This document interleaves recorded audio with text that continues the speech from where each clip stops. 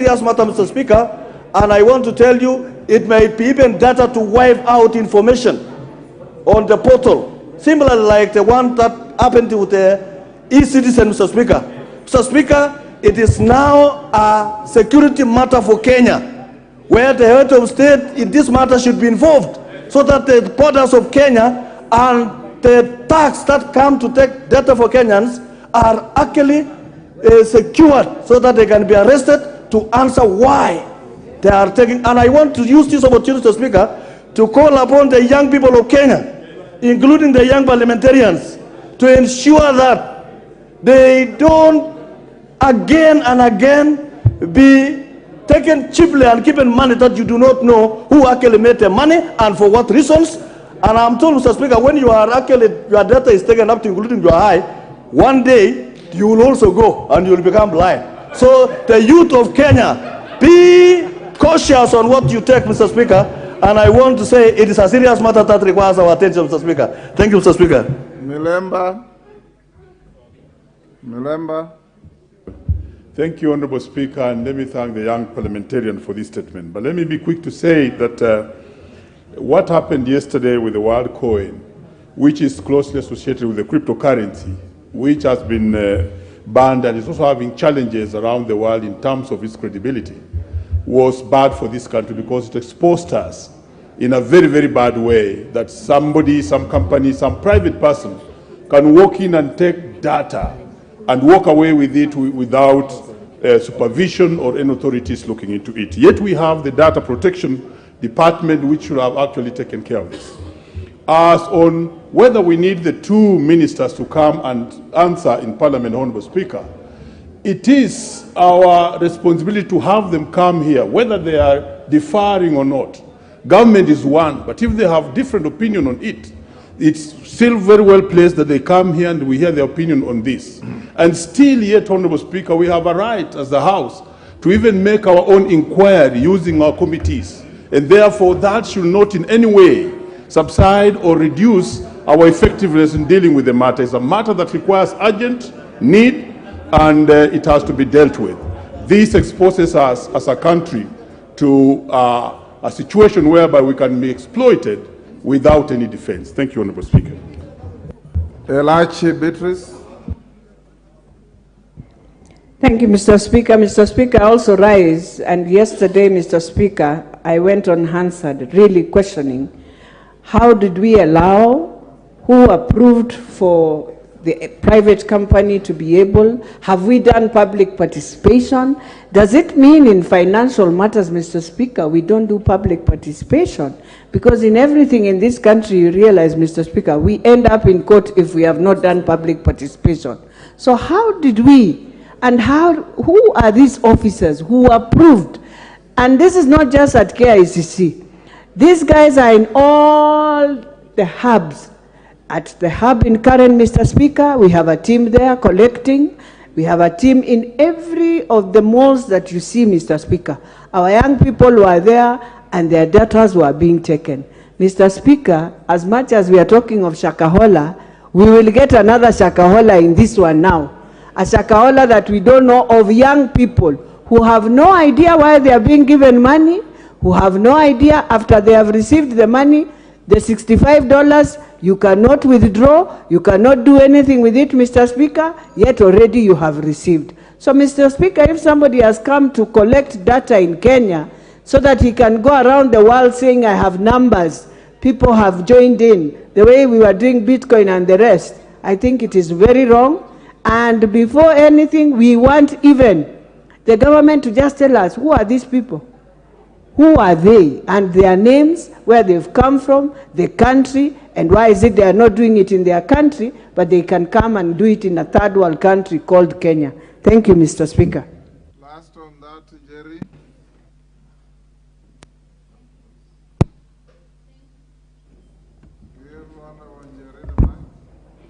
Thank you, Mr. Speaker. First of all, I want to congratulate my good brother, Honorable Gitonga Mukunji, as the newly elected interim KYPA chairperson.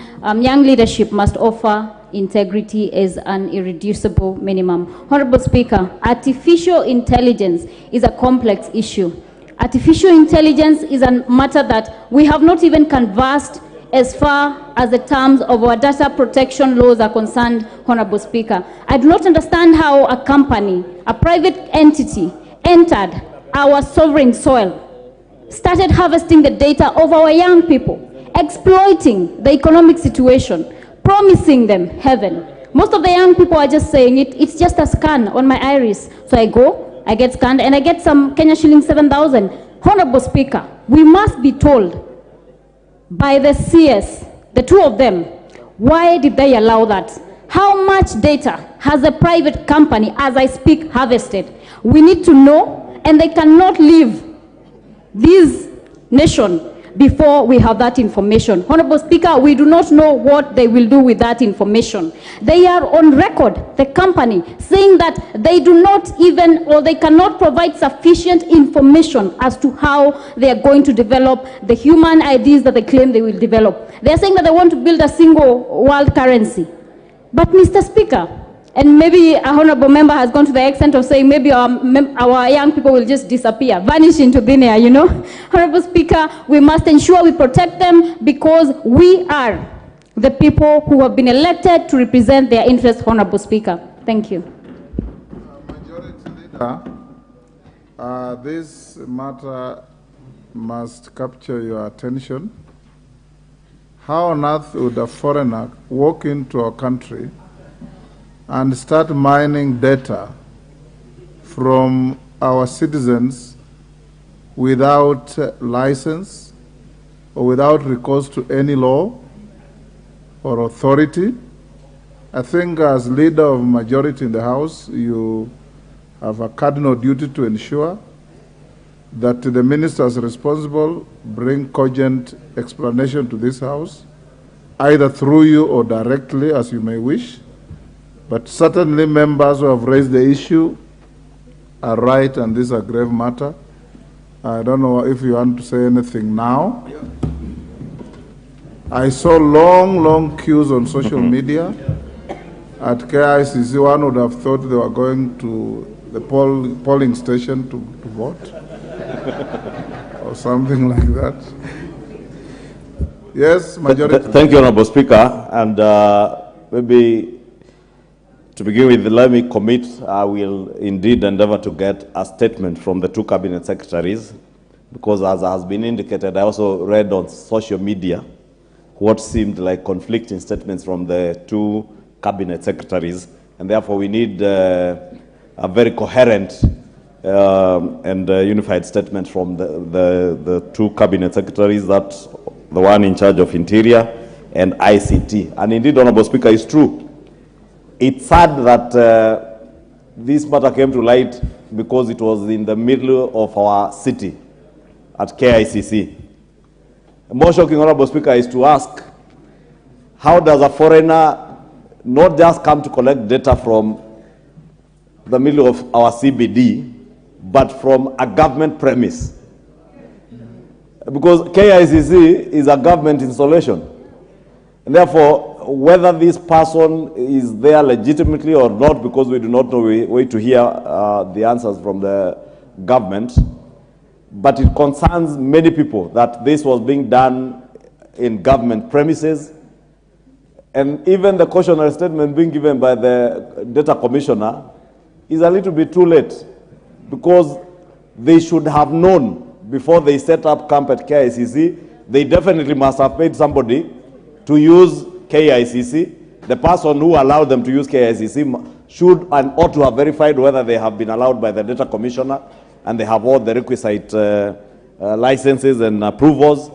Because, Honorable Speaker, as Honorable Mukunji rightly says, in this day and age of artificial intelligence, it is possible that Kenyans will be barred from walking through some places. Probably next time you go to walk into a bank and your iris is has been used for things that you do not know, and you are denied access. Probably next time you want to travel, you may find your passport, or rather your image and your data has been used in criminal activities that you have no knowledge of. And even, Honorable Speaker, in this day and age of terrorism, Kenyans need to be cautious. And Honorable Speaker, allow me to use this opportunity to caution our young people, and not just young people, to caution Kenyans. Not everything that glitters is gold. And as difficult as circumstances around the economy may be, please don't rush for anything you hear that will give you an extra shilling. Some may be very enticing, but may be very dangerous for you. And I'm not saying this one is dangerous because I do not know, Honorable Speaker. We'll wait to hear from government, and I want to believe that especially the Ministry of Interior has taken all cautionary measures, including the National Intelligence Service, to establish who these people are.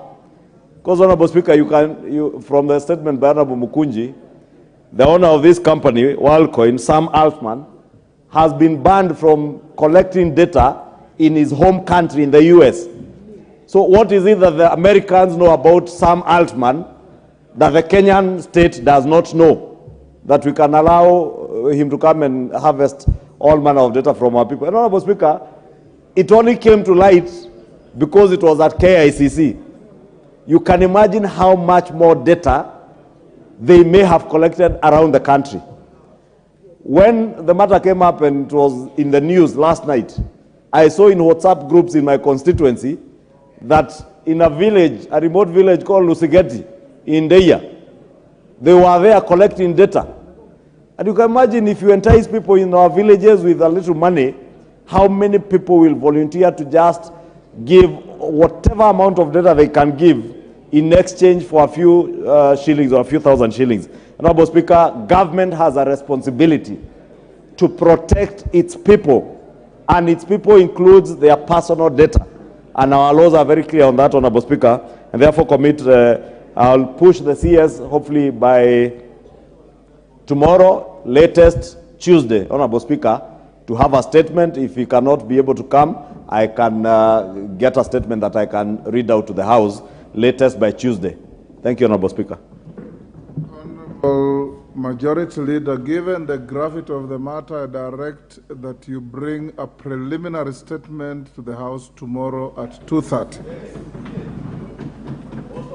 What cautionary steps you are taking to protect even the data that this foreigner has mined from Kenyans ought to be in the safe custody of the data commissioner and not the foreigner. Next, Honorable Ekomas Mutuse.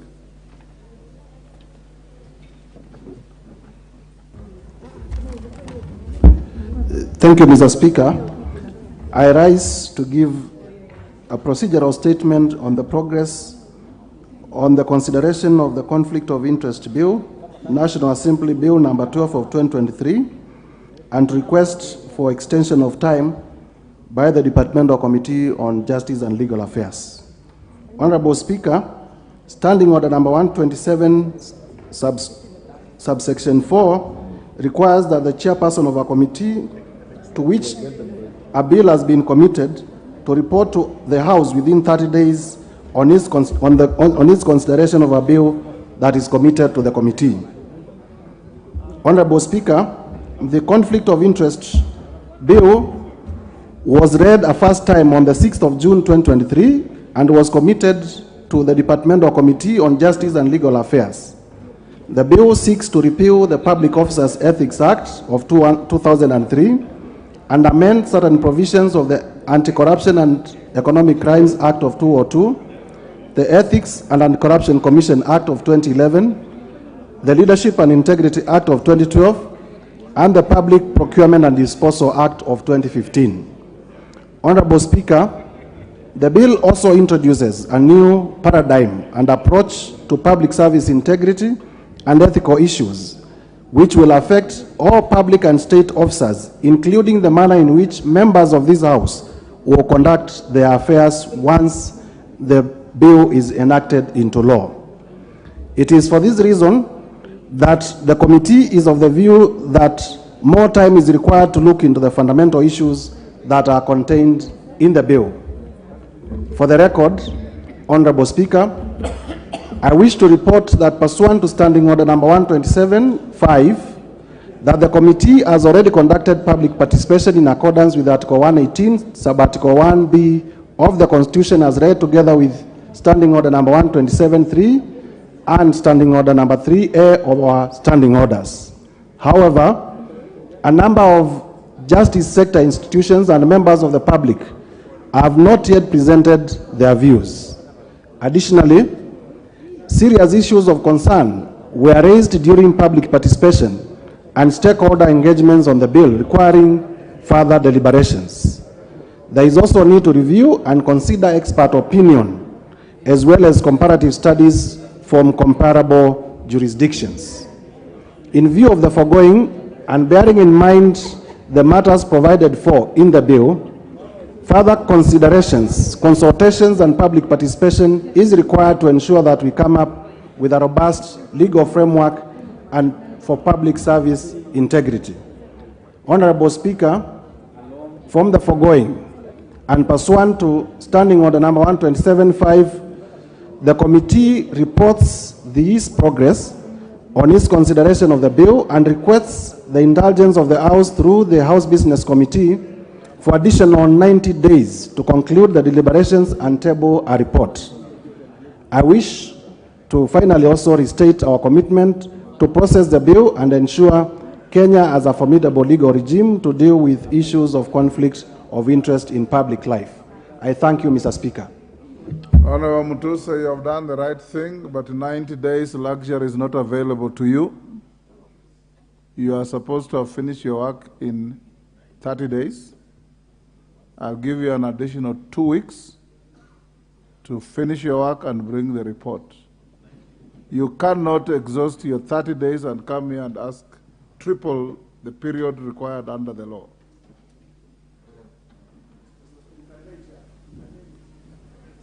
Yes, Majority Leader. Honorable Speaker, thank you.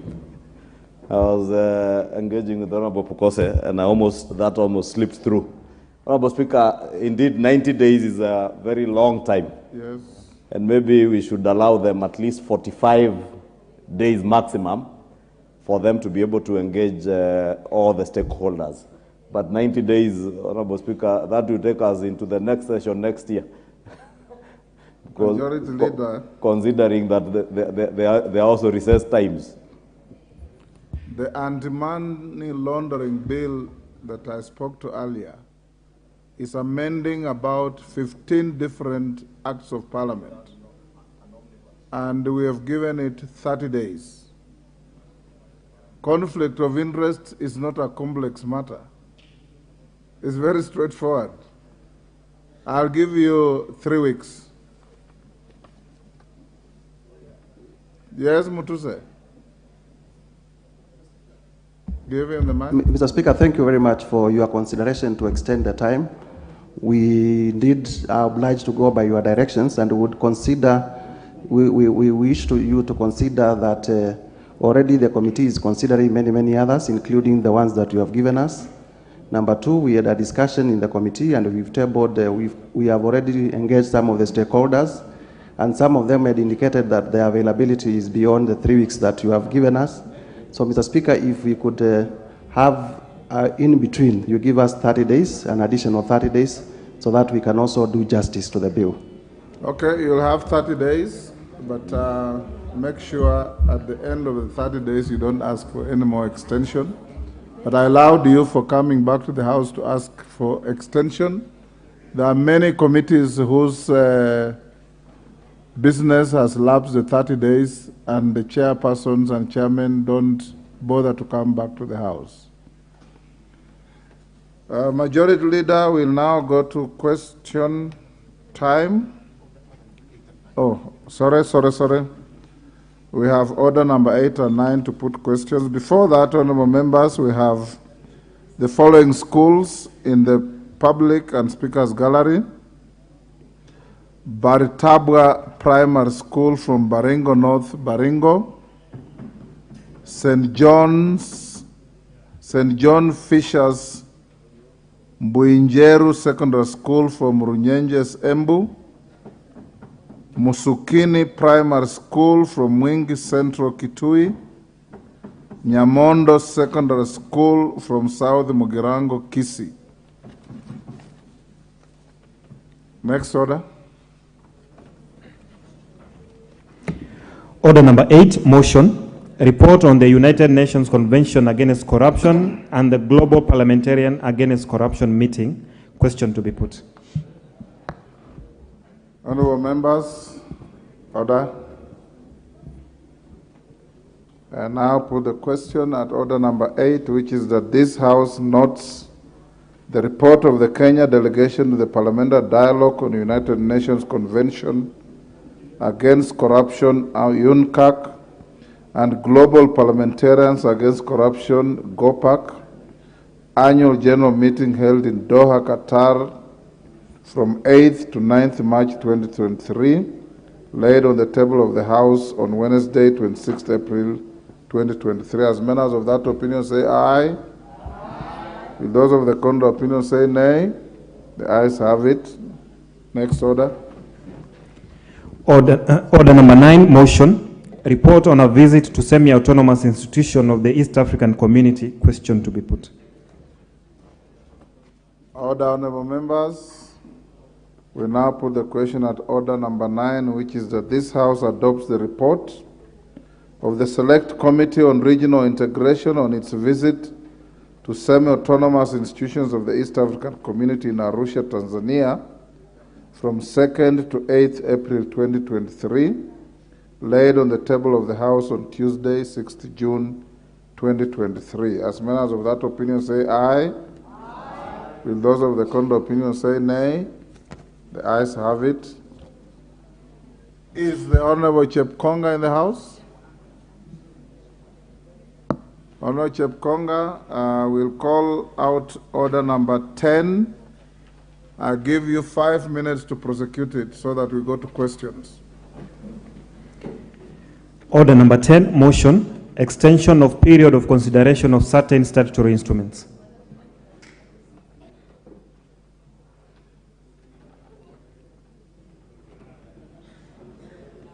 Thank you, Honorable Speaker. Honorable Speaker, the reason why I'm sitting here this afternoon is because the Honorable Mbai decided to take over my seat, and he has acquired it without giving notice. So, Mr. Speaker, so I've decided also to look for a seat somewhere else. This is not my ordinary place. But, Mr. Speaker, because he's not been coming to the House, I've ceded it to him. Mr. Speaker, I beg to move that pursuant to the provisions of Section 15, subsection 3 of the Statutory Instruments Act 2013, this House resolves to extend the period for the consideration of the following statutory instruments for a period of 21 days.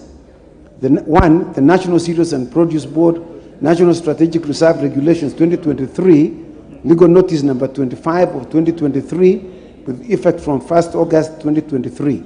Number two, the Universities Regulations 2023, legal notice number 56 of 2023, with effect from 17th August 2023. And lastly, number 3, access to information general regulations 2023, legal notice number 57 of 2023, with effect from 17th of August 2023. Mr. Speaker, who is your seconder? Mr. Speaker, this is just purely a procedural motion, just to ensure that the regulations that have been tabled before the committee do not lapse or do not come into effect without the House considering them. And so we are just requesting for extension of time to enable us to consider this regulation and bring them to the House as necessary, Mr. Speaker. My second, Mr. Speaker, I beg to move, and I would like to request the Honorable Bashir, member of the committee, to second. Honorable Bashir. Honorable Speaker, I second. Thank you. Order, members. Honorable Pukosa, take your seats or freeze where you are. Honorable members, I now propose the question that pursuant to the provisions of Section 15, subsection 3 of the Statutory Instruments Act 2013, relating to extension of period of handling of statutory instruments by the National Assembly, this House resolves to extend the period for consideration of the following statutory instruments by a period of 21 days. 1. The National Cereals and Produce Board National Strategic Reserve Regulations 2023 legal notice number 25 of 2023 with effect from 1st August 2023. 2. The Universities Regulations 2023 legal notice number 56 of 2023 with effect from 17th August 2023. 3. Access to Information General Regulations 2023 legal notice number 57 of 2023 with effect from 17th August 2023. I'll now put the question. Okay. Yes, Majority Leader. Thank you, Honorable Speaker, for your indulgence. Honorable Speaker, as I commend the Honorable Chepkonga for this extension, just to caution, Honorable Speaker, because I remember on the second item, the Universities Regulations of 2023, that the Honorable Chepkonga is aware that these regulations touched on matters that were amending the Act. And we had requested that in considering these regulations, he ensures that especially on matters touching on university funding, that nothing is done to amend the Universities Act using regulations.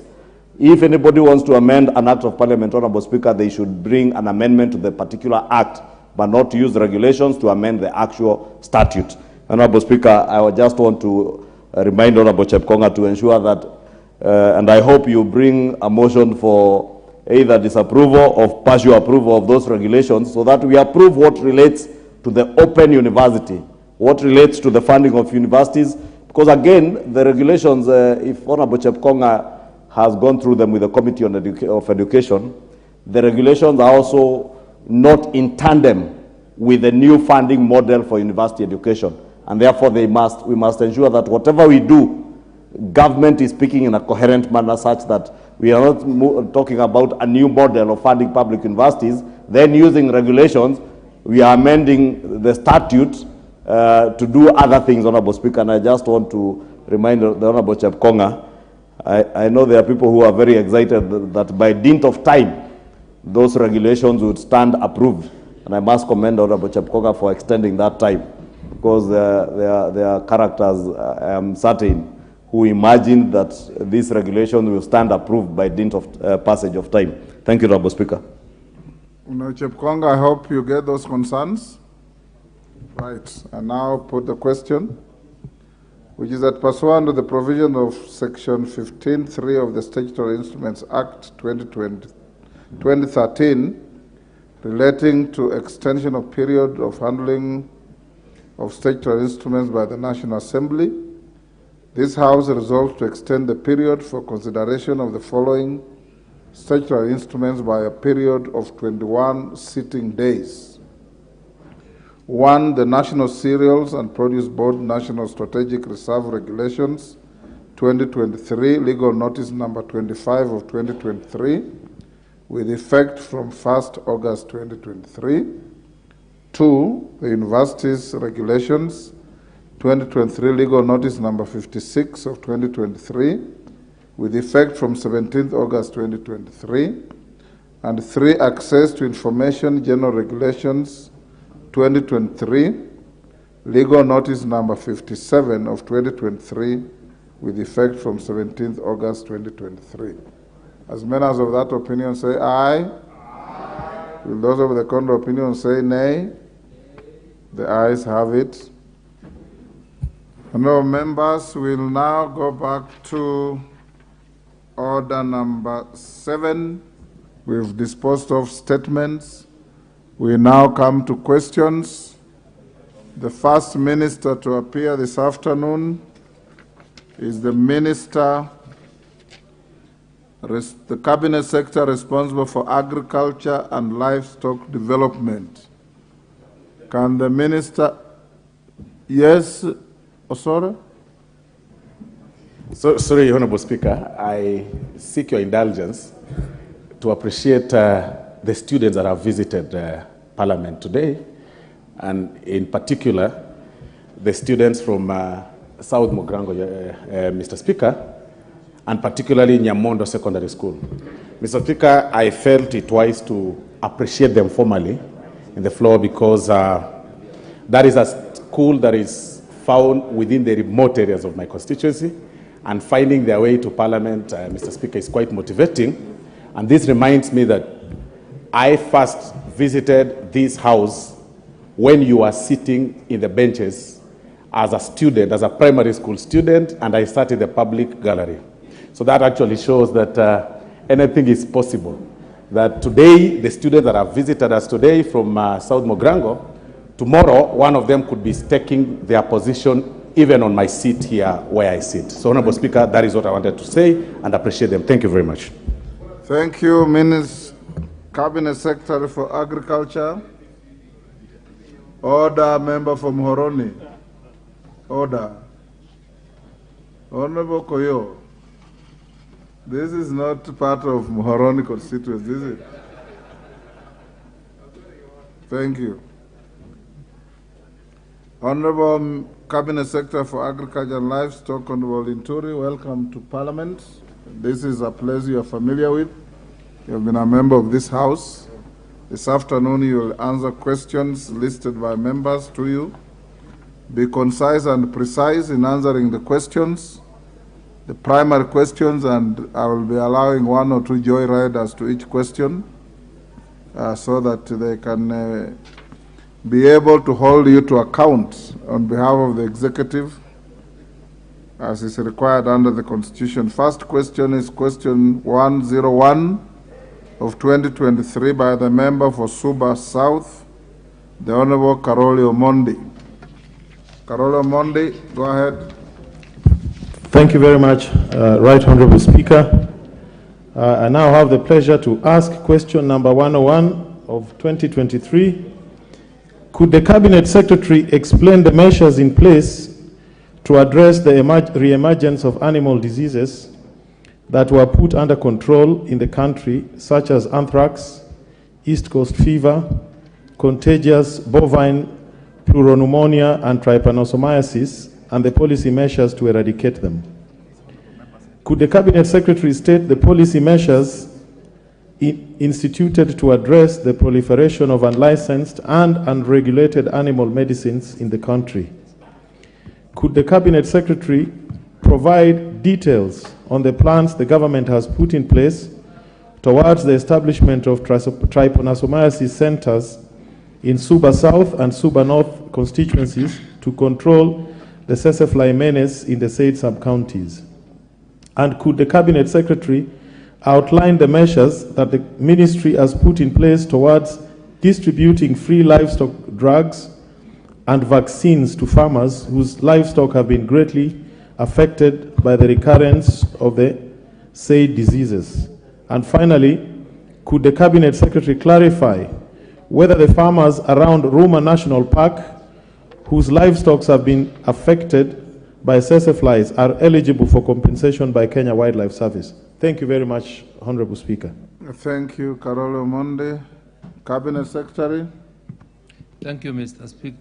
Thank you, Mr. Speaker, for this opportunity. Mr. Speaker, if you may allow me, we are happy as a ministry to subject ourselves to the authority of this House, the representatives of the people of Kenya, to answer questions or matters that regard to our ministry.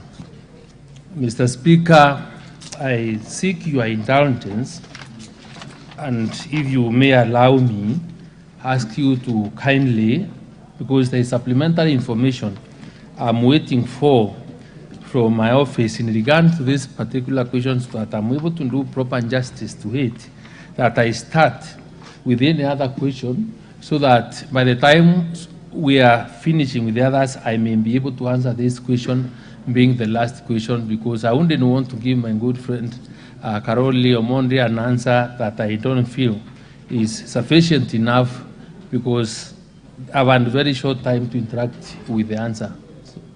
I seek your guidance, Mr. Speaker. But not, even if Karoli wasn't your good friend, you have a duty to answer the question. Karoli, you'll have to wait for much later. Next question, 154 of 2023. Member for Mumias East, Peter Salasia.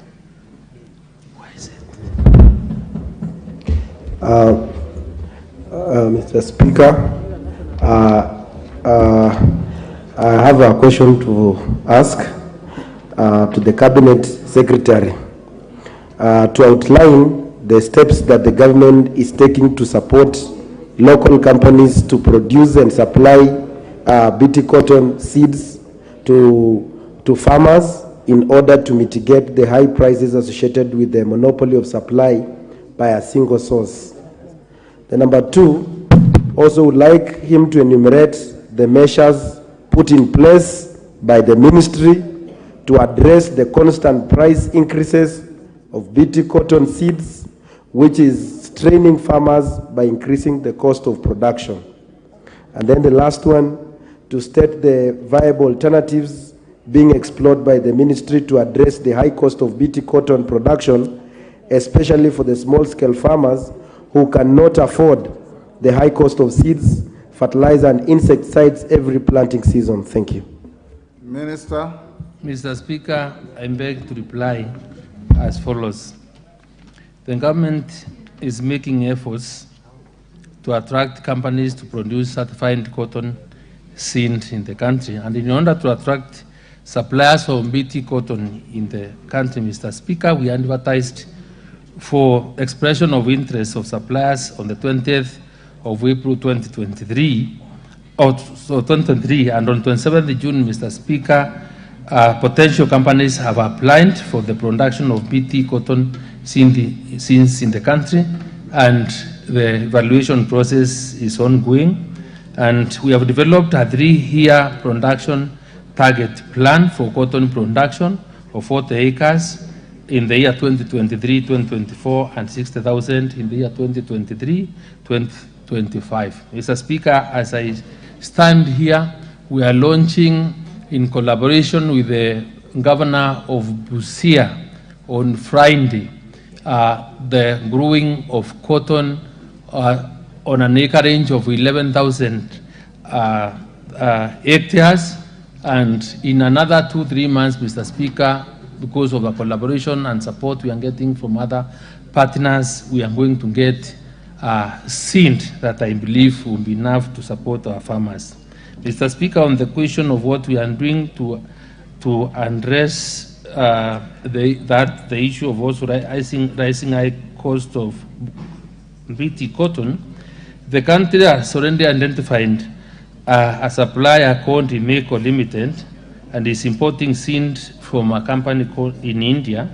And since the approval and commercialization of the BT cotton seed production in 2019-2020, the supplier is now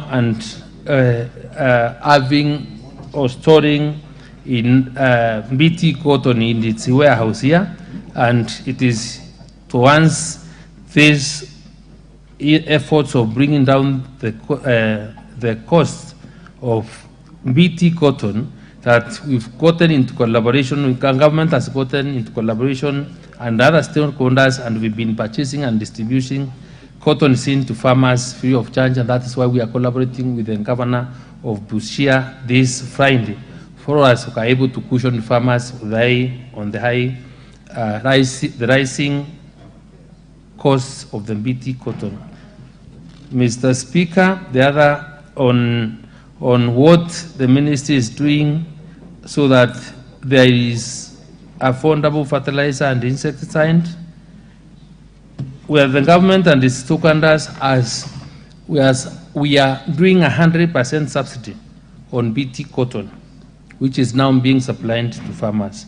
And the government, with the county governments, are in collaboration in mobilizing farmers into strong cooperatives and building capacity for these cooperatives. And currently, we have 31 operational cotton cooperatives, which are expected to mobilize enough resources to put for inputs and organize marketing and seed cotton through contracting, ginneries, and textile mills. Thank you, Mr. Speaker.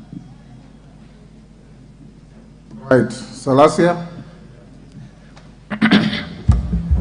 Speaker, I just want to thank the Cabinet Secretary of Agriculture for responding and coming up with the necessary action.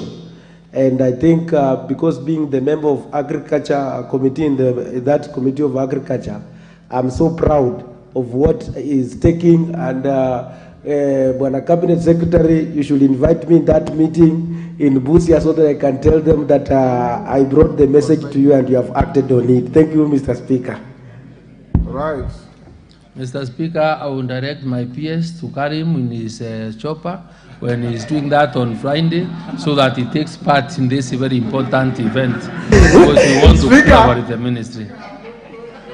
I've never gone with the chopper, so please, I'm begging to be that trip.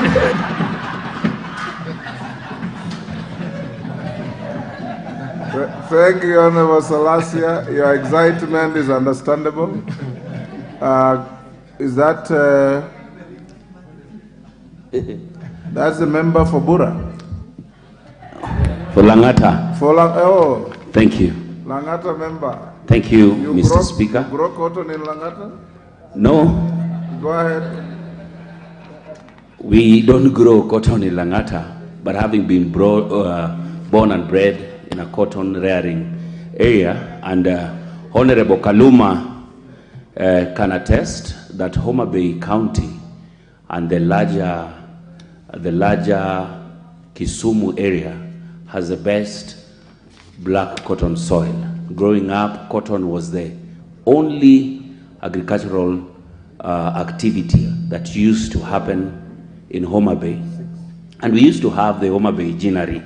As we speak today, the Ginnery is closed and there's no any sign of cotton plantations there, and there's no sign or any intervention by the government to bring back the cotton issue back to Homa Bay. Kindly, as you go to Busia, Bwana CS, kindly remember to bring back cotton to where cotton belongs. Then that will see the comeback of Homa Bay Cotton Ginnery and the revival of Kikomi, which was one of the biggest textile companies that was being supplied by the farmers in that region. Thank you, Mr. Speaker. Thank you, Jalango. Who is the member next to you? Honorable Kukaunya, yes. Thank you very much, Mr. Speaker. Mr. Speaker, I wanted to ask the Minister to give us an assurance that the idea of launching will be followed up with a serious, robust distribution of seeds to farmers. Mr. Speaker, the reason I'm saying we need the assurance is 2 years ago, the launching of BT cotton was done in Busia. I attended that ceremony, Mr. Speaker. Mr. Speaker, the promise that was given was seeds will be available to farmers.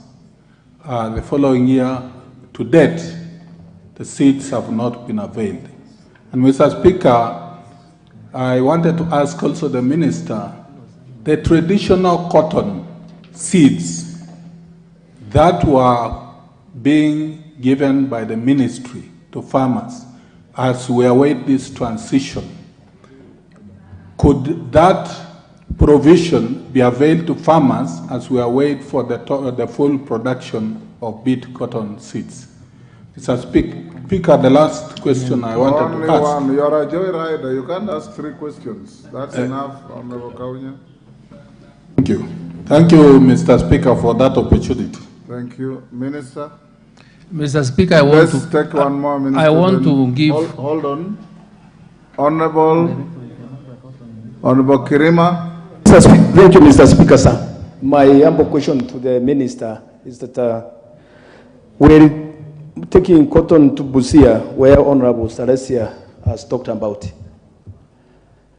Can the Minister tell us that all the former cotton growing areas are going to benefit from this beet cotton, especially Meru, Central Menti, whereby we have a rye generally, which has no cotton up to date to immediately because there is no cotton on the ground.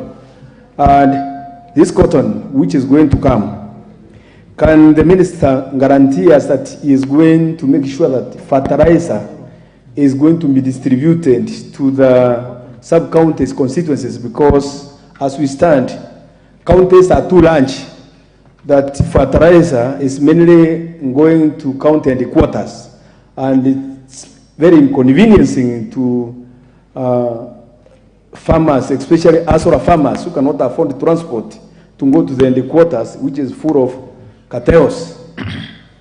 Thank you, Mr. Speaker. Minister, you can answer those three. Mr. Speaker, I appreciate the concerns of the honorable members, and let me assure them that under the Kenya Kwanza plan and the bottom-up economic transformation agenda, cotton is one of the key value chains that this government is really serious on. And under AFA, we have our own directorate of cotton to promote the growth of these fiber crops. So, Mr. Speaker, in Omabe, and we want to assure you, because under this plan, the government has mapped 24 counties which have good source for the growth of cotton. Omabe included, Meru included.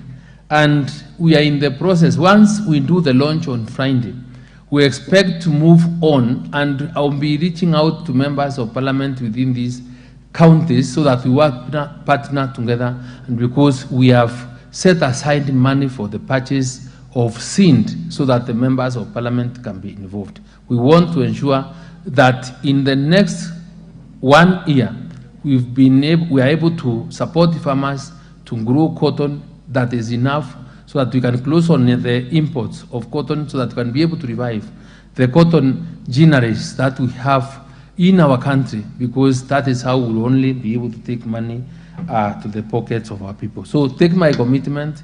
I want to tell you, having been a member of parliament, how passionate you are. I feel you, and I am ready, and we'll make sure that this is done. But when we come to you, just in the event that there is a requirement that you also want certain finances or this important house to appropriate finances to meet those demands, kindly please give us support.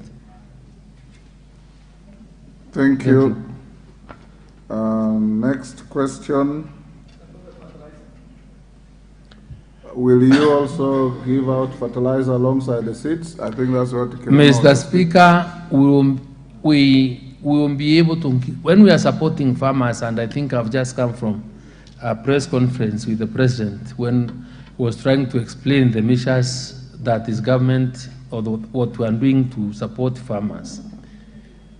Today we have agreed with the governors that for us to be able even to have proper delivery, last mile delivery of fertilizer, we are going to partner together where our governors will be able to get us warehouses or stores where we will be able to take fertilizer, so that the problem much more the Member of Parliament for Women Central is talking about is eradicated, where farmers don't have to move or travel for many kilometers to go and pick 2 or 3 bags of fertilizer. So we've agreed, we are working on an arrangement how that will be done, and I am sure, and I want to tell you that as we distribute the cotton seed for planting, all the members that have been registered in our system will be also able to get their fertilizer through the e-voucher system that is in place for them to plant. So we are prepared, we are ready, and today or from yesterday, the cost of fertilizer has gone down. We are selling fertilizer at 2,500, and because we are also getting into the season of the short rains, the collaboration that I'm asking for is so that we're able to work together to ensure the fertilizer gets to our farmers in those regions, so that our farmers are able to start planting early enough so that we're able to get increased yield. Thank you, Mr. Speaker. Thank you, Waziri. Next, question 155 of 2023. Member for Mogotio, Ruben Kiborek. He has sent me a letter requesting that he's nominated Korir Adams, MP for Keio North, to ask the question on his behalf. Honorable Korir, go ahead. Thank you very much, Mr. Speaker. Indeed, Honorable, my colleague is not here because he's bereaved, and I would like to ask the Minister, question number 1, to explain the plans that the government has put in place to allocate seed money for the establishment of revolving fund under the State Department for Livestock Development to fund the purchase of hides and skins for processing by Wasonyiro South Development Authority. Number 2, consider offering technical support, assistance and capacity building to the county government of Baringo in the hides and skins processing industry so that to realize value addition, improve the quality of hides and skins, and create jobs among the pastoral community in the country. Thank you very much, Mr. Speaker. Thank you, Mr. Speaker. Mr. Speaker, allow me to respond as follows. That the ministry is making proposals for the establishment of seed money of a revolving fund under the State Department of Livestock Development to fund the purchase of hides and skin for processing. And the ministry is currently supporting the mopping up of hides and skin by the Wasonyiro South Development Authority and the State Department of Arid and Semi-Arid Lands within the Regional Development Department and other state agencies. The Wasonyiro South, Mr. Speaker, Development Agency is operating a tannery to once meeting the mopping up of the hides and skins in Narok County, and has already been allocated 100 million in the budget for purposes of meeting this end. Thank you, Mr. Speaker. Mr. Speaker, the next question is what the ministry is doing to give support to the county governments. We want to say that the Ministry of Agriculture and Livestock Development and through the Kenya Leather Development Council offers technical capacity building to county governments, including the county government of Baringo, in hides and skin improvement and processing. And this initiative is geared towards the improving of the quality of seed, and which will in due course increase the price of hides and skin and also improve the value of the leather products for both domestic and markets. And I think we've also given the support of the sales, the certain equipments to these counties that are used for slaughter so that the skins are not really damaged. So, Mr. Speaker, that's the support we've been able to give to the county of Baringo, and we want to ask the members if they have any other ideas on what, with the consultation of the governments, we've asked the county governments, governors, in the event that there's anything that they feel we need to do better, they're always welcome so that we work together for the greater good of our people. Thank you, Mr. Speaker. Thank you. Honorable Boss, or Korir, you have a supplementary. Let's start with you. Thank you very much, Mr. Speaker. Not really a direct supplementary from me, but I was requesting that now that we have Honorable Chamatia, who is from Baringo, is here, to be given a few minutes so that he can. You cannot solicit for any member to ask a question. Honorable Korir, you are out of order. Honorable Boss, Chamatia is a very competent member of Parliament. If she wants to ask a question, she will seek space. Yeah, thank you, Honorable Speaker, for the opportunity to be able just to get clarification from the Minister. Honorable Minister, I think you mentioned that you're going to give technical support so you can promote the processing of hides and skins. But we know that the biggest challenge in the country, why we've never harnessed this industry, is because all the abattoirs in the country are old ones. They are all from independence times. There's no modern abattoir in the country except the one in the export processing zone, the EPZ place, the Kenya Meat Commission one. It's called Kenya Meat.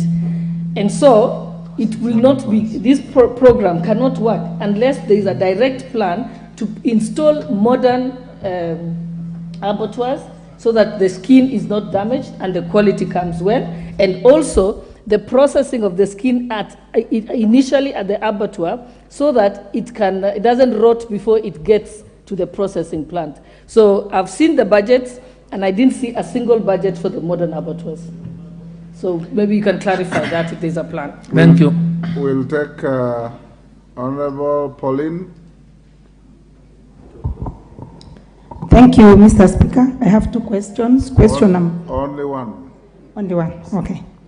I want to ask the Minister, I know that the President and the Kenya Kwanza government has put place programs in order to reduce the cost of living, and one of them is to provide the subsidized fertilizer to the farmers. We have a section of Samburu County that people grow crops, and as far as I'm informed that Samburu County is one of the priority counties that you are giving subsidized fertilizer, and I wanted to know the reason why. Thank you. You want to know why you are a priority? Or why you are not? Why you are not, okay. Yeah, why we are not the priority counties. Thank you. Thank you, Pauline. Go ahead, Minister. Mr. Speaker, Mr. Speaker, let me be able to reply to the supplementary question from the Deputy Speaker and say that, Mr. Speaker, the government as of today is almost at the level of operationalizing the Kenanya leather park. And while we are mopping up skin and hide through the Wasonyiro and the Ministry Department of in Asal, is for us to be able to get them and get them properly processed and be able to do the best for the country out of leather. But Mr. Speaker, we have also made sure, and we are interested in ensuring that other abattoirs are operational. And right now, the program is to have some other 6 abattoirs operational, and I think some in that side of Baringu. I can commit and confirm that Toan's support of this program, Isiolo, is complete. And the cold rooms are being fabricated, Mr. Speaker, in Italy, where I have come from, because I was there the whole of last week. And that's just a demonstration of how this government is committed to ensuring the leather value chain is given the recognition and the support that is required. And we are working tirelessly because we know the kind of transformative effect that this has on our economy. So it don't just boost for another few months, and I'm sure we will be able to roll out the program on leather, and I want to do it because it's something that is now being done. Remember, we've passed the leather policy, which I think, if it has not been brought, has been approved by Cabinet, and we are headed towards, in my view, the right direction. Mr. Speaker, you will guide me whether to answer the question raised by the member on fertilizer, because the issue we are handling here is about eyes and skin. Generally, if as a minister you must be having facts about your ministry at your fingertips, if you have the facts, you can answer the honorable member. If you are not ready with it, you can seek indulgence of the House. Mr. Speaker, the question was very simple. Why is Samburu County not on your priority list in giving out subsidized fertilizer? If it is, you say it is. If it isn't, explain. Mr. Speaker, in the course of answering these questions, I will be able to respond more appropriately because there's a question that on matters related to fertilizer from the member for Bori.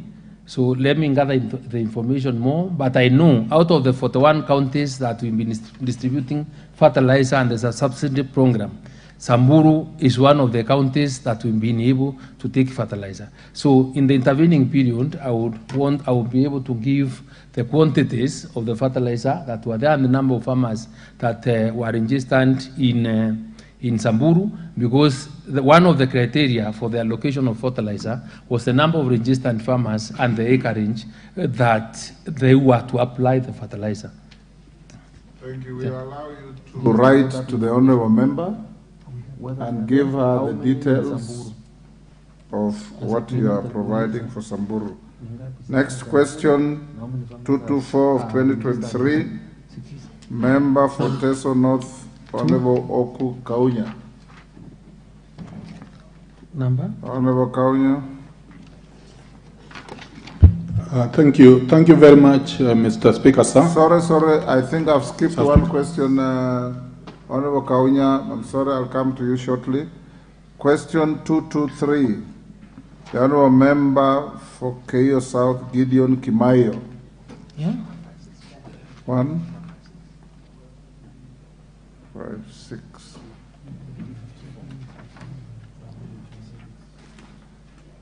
Oh yes, Mukunji. Sorry, I was running ahead of everybody. 156, Honorable Kitonga Mukunji. Go ahead, Honorable Mukunji. Okay, thank you.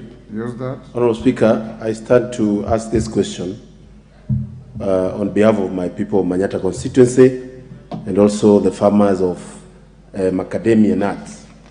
Honorable Speaker, I want to ask the Cabinet Secretary for Agriculture and Livestock Development, and for the records, I'm Gitonga Mukunji because of the Minister, Member of Parliament, Manyata constituency. Could the Cabinet Secretary explain the steps that have been put in place to protect macadamia farmers from poor pricing and to improve market prices for macadamia nuts in the country? Thank you, Honorable Speaker. Minister. Thank you, Mr. Speaker. Mr. Speaker, to address the problem of poor macadamia prices, and of course recognizing that the prices are quite low. But first, Mr. Speaker, we are trying to come up and develop macadamia grading guidelines so that farmers are able to grade their macadamia in line with the requirements in terms of quality, so that they are able to gain maximum out of the macadamia they produce. So we are developing guidelines so that this is being, so that we are able to achieve this objective. Mr. Speaker, we are also collaborating with the macadamia growing county governments so that we are able to develop the proper harvesting calendars for the periods that maturity, because maturity of macadamia takes place in different ecological zones, in different times, so that quality is not compromised, and to ensure the county maintains our market share and attracts better prices internationally. Mr. Speaker, the ministry has also been carrying out value addition training targeted at the producer groups aimed at promoting product diversification, so that we are able to utilize the available nuts and reduce the over-reliance of import. So, Mr. Speaker, to once addressing this and recognizing the problem that we have, and our farmers having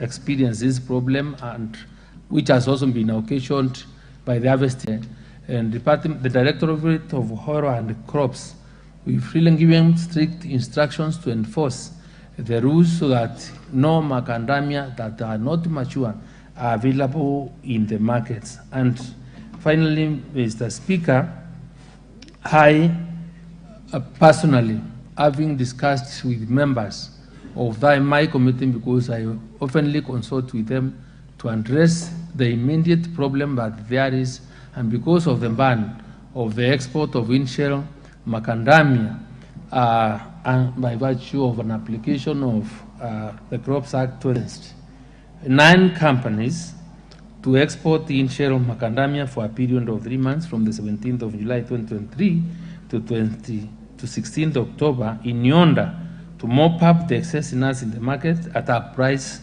not less than 100, because that was the condition of giving out the license. And why this was necessary, Mr. Speaker, is because we understand the effects of the COVID-19 were real. Some of the export business went down for that particular period, and those people that bought Macadamia and were in store were not able to sell. And since they were not able to sell, they have not been able to get more capital for them to buy the garden. So there is excess, some areas excess Macadamia, and because there is no capital and because there is that excess, then the unscrupulous or the brokers and the cartels within that space are able to take advantage of that. So to release capital and to enable the people that have been this trained, the reasoning was that we allow them to export, get money out of the export of the in-shell Macadamia, accumulate enough capital, and then be able immediately to start buying Macadamia at 100 shillings and above. And I'm happy to report and a meeting with two of the exporters today and people trading in Macadamia that today the price of Macadamia in some areas is going up to 70 shillings and 80. So I believe in another 1 month we will be able to now get to the 100 target. Thank you, Mr. Speaker. Yes, Kunji. Thank you, Honorable Speaker. I also want to thank the Minister for the answer. But, Honorable Speaker, this is not an issue we are engaging with the Minister at the first time. Honorable Speaker, I would like to know where he is on his public announcement that he is going to open export of raw macadamia, and now that he has said there are some companies, 5 companies he has licensed. I would like the Minister to state the names of the companies so that I can share that with my people and know where they can get good prices. I also want the Minister to help this House understand what is doing to protect the micro smallholder farmers, the growers, from the issue of brokers that he himself has mentioned, that is part of what is making the macadamia prices to always be low. And I would also like to hear from the Minister what he is doing in terms of research and development of macadamia nuts, sale, and so that we can have a competitive, in terms of competitiveness in the world in the macadamia, and also on the issue of improvement in the local consumption of macadamia nut. Thank you, Honorable Speaker.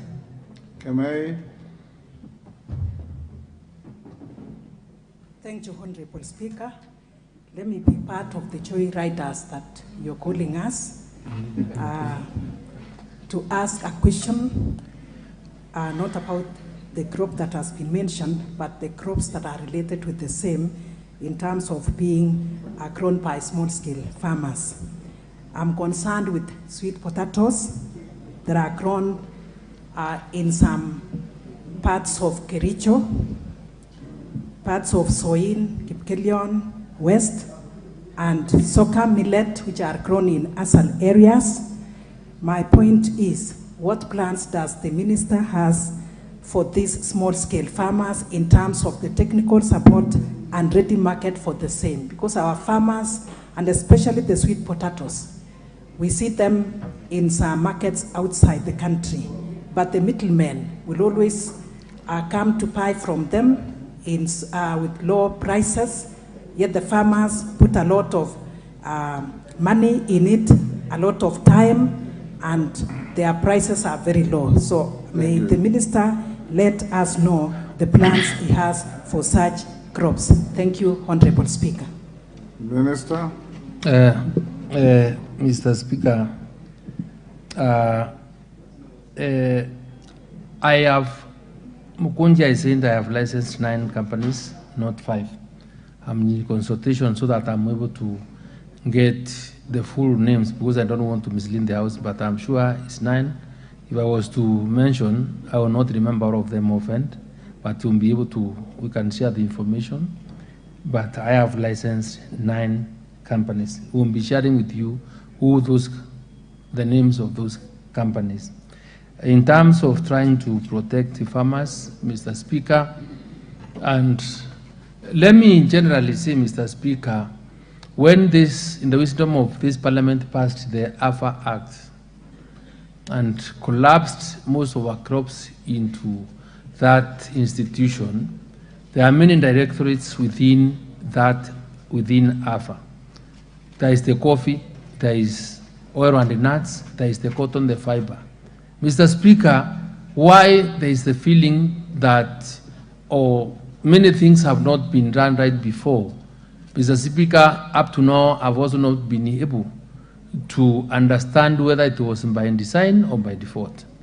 But Mr. Speaker, AFA stayed for 8 years without a board, without an MD. So policy and direction in terms of promotion and regulation on all the crops that are within AFA was a big problem. So my immediate understanding the importance of these agricultural crops to our economy and to our people of Kenya, Mr. Speaker, was to form the board of AFA, which is less than with 2 months. And within the 2 months, Mr. Speaker, they are moving up and down. They are trying their best. They are coming with this regulation. So I will seek the indulgence of the members because the directorates within, like the oil and the nuts, the cotton and fiber, is being worked on, and Mr. Speaker, we will be able to address these challenges because it has not been that easy. But let me promise that this will be able to do because they have timelines by when they must do it,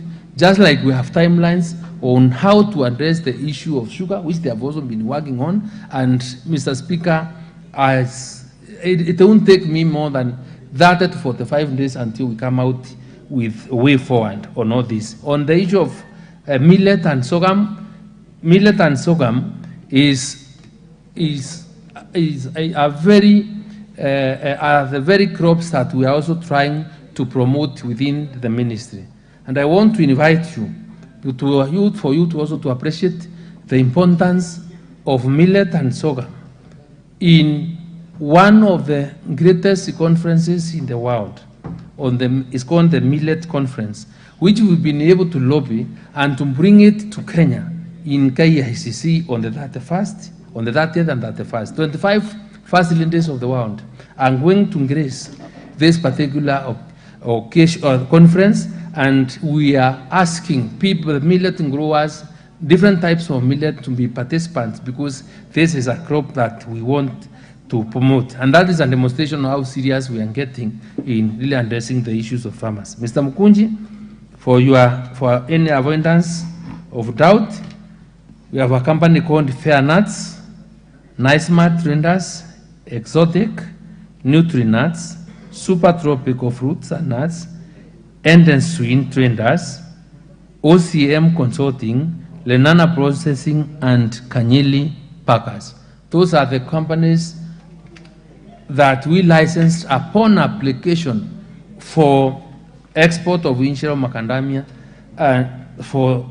so that at least they will be able to offload the macadamia they have to the external, to the world market, so that they're able to raise enough capital for them to start purchasing macadamia at 100 shillings and above. This was the agreement, and I expect once they are done, the prices of macadamia to rise. Thank you, Minister. Honorable Agnes Pareyo, question 222 of 2023. Sorry, Agnes. There's a reflection of light behind the honorable member. I can't quite see your face. Honorable. Okay, my name is Kenneth Kazungu Tungule. Yes, I have Tungule. a question to the minister, a supplementary question.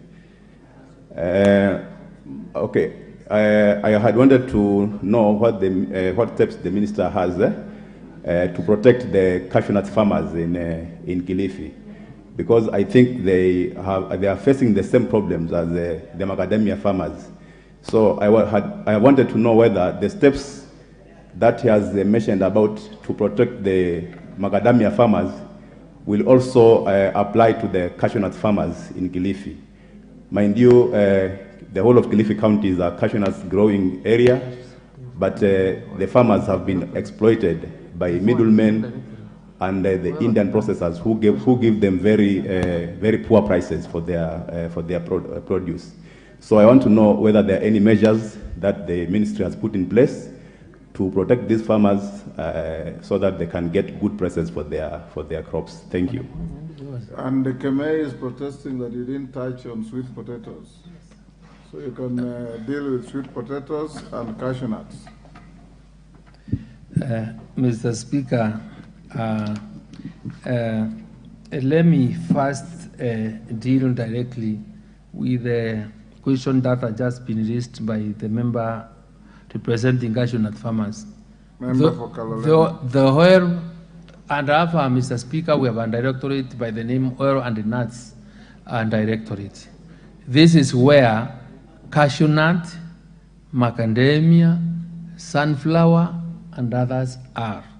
So the regulations and the measures we are putting in place are that are being proposed, or the guidelines coming out from being developed by this directorate, will be able to take care of all the farmers that do edibles. And there is also a commitment and a direction that this particular here, because we really need to support the growth of edible oil crops, we have putting in money that will be able to support farmers from this region.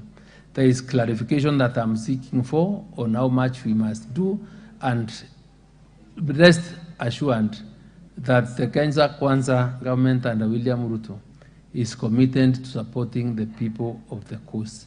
So we ask you to kindly partner with us, work together as a representative of the people. That's our interest. And as a person given the responsibility by the end of state to champion this cause, I am ready, willing, and available at any time if you want to consult me, or you want me to visit your area and tell me what you want us to do, engage the farmers. I have devolved the ministry from Clean House to our farmers, and that's why I'm permanently out. So I am ready. That's what we can. Mr. Speaker, I cannot exactly be able to pick out what these great ladies wanted to know about the sweet potatoes.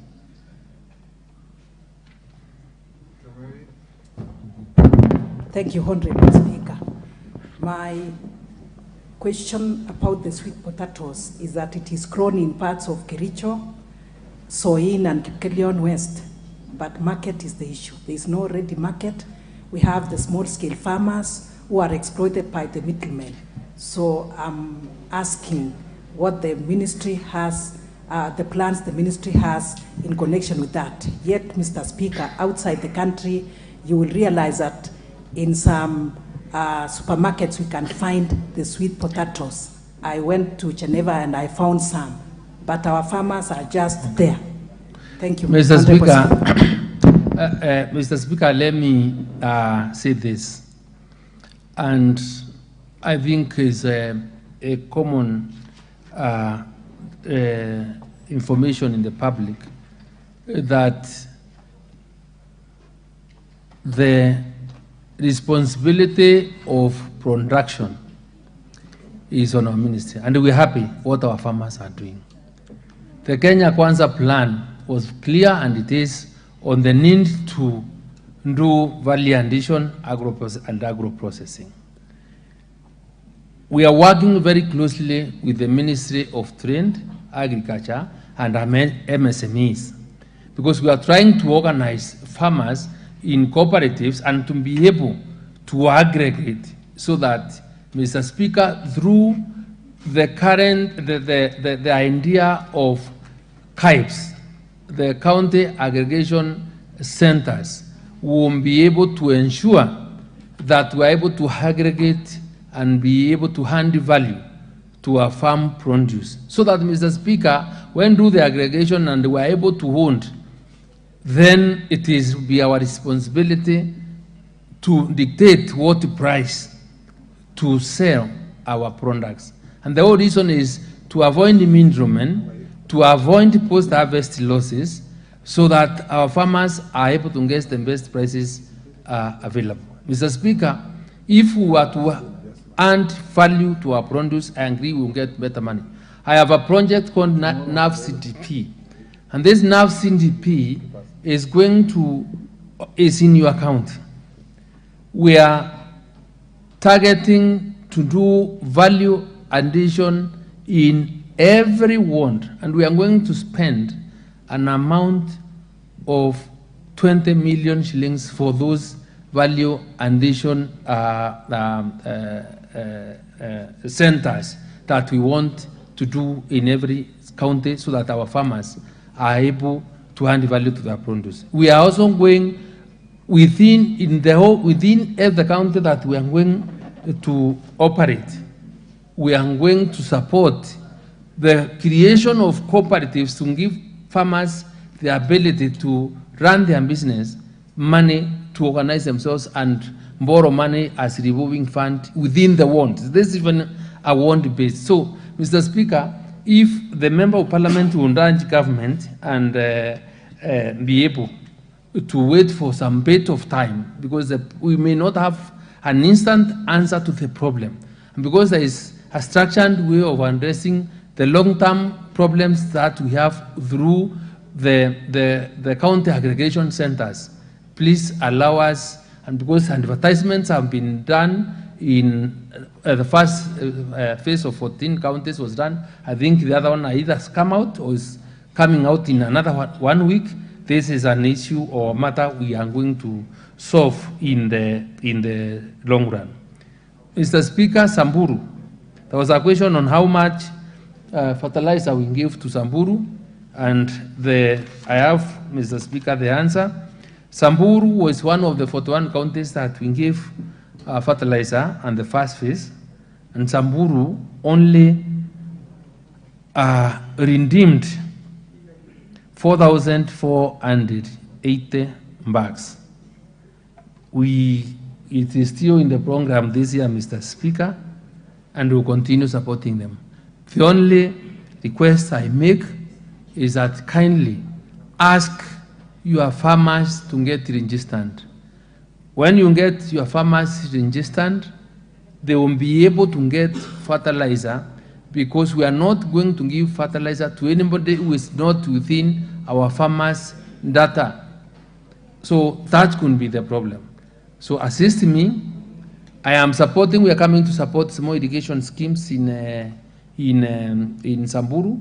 And one of the things I want us to partner is, once we've started these small irrigation schemes, we want you to organize how to register farmers within those small irrigation schemes, so that I'm able to follow up and give them support for them to produce food and be able to see what best we can do to really optimize the allocation of money we are going to put into this, into your county, and be able to grow more food for ourselves, because we have serious potential.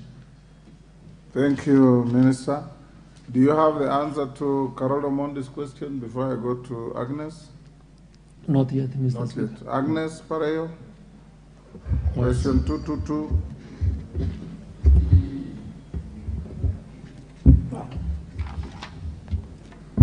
Thank you, Honorable Speaker, for giving me this opportunity to ask the CS Agriculture and Livestock Development the following questions.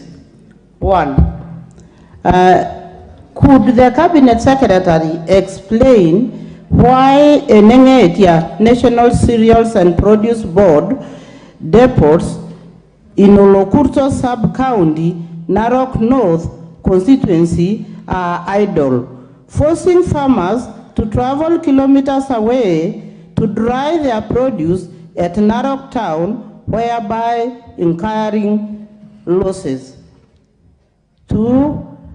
Could the Cabinet Secretary outline the efforts being put in place to revive the Nengetia depots in Narok North constituency. Could the Cabinet Secretary consider outsourcing the depots to private entities to run the facility for the benefit of the farmers? Thank you. Cabinet Secretary. Yeah, Mr. Speaker, the Negatia National Cereals and Produce Board depot is an old depot which was commissioned in 1978 and still silos up to now and pins with a capacity of 55,000 bags of 90 kilogram, located 43.8 kilometers away from Narok town. And the depot is idle because, Mr. Speaker, of the nature and the nature of the old obsolete equipment that were installed. The depot, Mr. Speaker, does not have a grain dryer, and the depot is not connected to electricity. That is the reason, Mr. Speaker, is not being used. But, Mr. Speaker, we have put in place mechanisms to ensure that we revive this depot, and we are happy and lucky that recently the tarmac road to Enegitia is under construction and was tarmacked up to that place and is now easily accessible. And the National Cereals and Produce Board at the moment has applied for electric connection to the depot, and the application is being fast-tracked with Kenya Power and Lighting Company. Mr. Speaker, we want to tell the member that we have earmarked this facility for upgrade and a government-sponsored mechanization project. And since we appreciate the good work the farmers of this country are doing, and for those that have took the fertilizer, and considering that we must be properly prepared to mitigate loss during this harvest and to deal with the post-harvest losses, we have acquired, or will be able to provide, a mobile dryer to Enegitia so that those farmers are not do not really travel to those that long distance to have their maize dried. Mr. Speaker, in terms of whether we want to outsource these depots to private entities or not, our response is as follows. Because we have been considering outsourcing depots to private entities, Enegitia is included, and the outsourcing is now, or will be guided by the National Cereals and Produce policy that guides leasing out of depots and other facilities to interested parties. And we have a profile of the silos. A profile of the silo was developed and shared with stakeholders in the green sector to partner with NSPB and use the facility for the benefit of the farmers on the ground. That's generally for whatever we are doing all over the country. But Mr. Speaker, let me say that right now, because of the expected bumper harvest, we are also looking or hiring extra silos or extra depots so that we are able to store enough maize.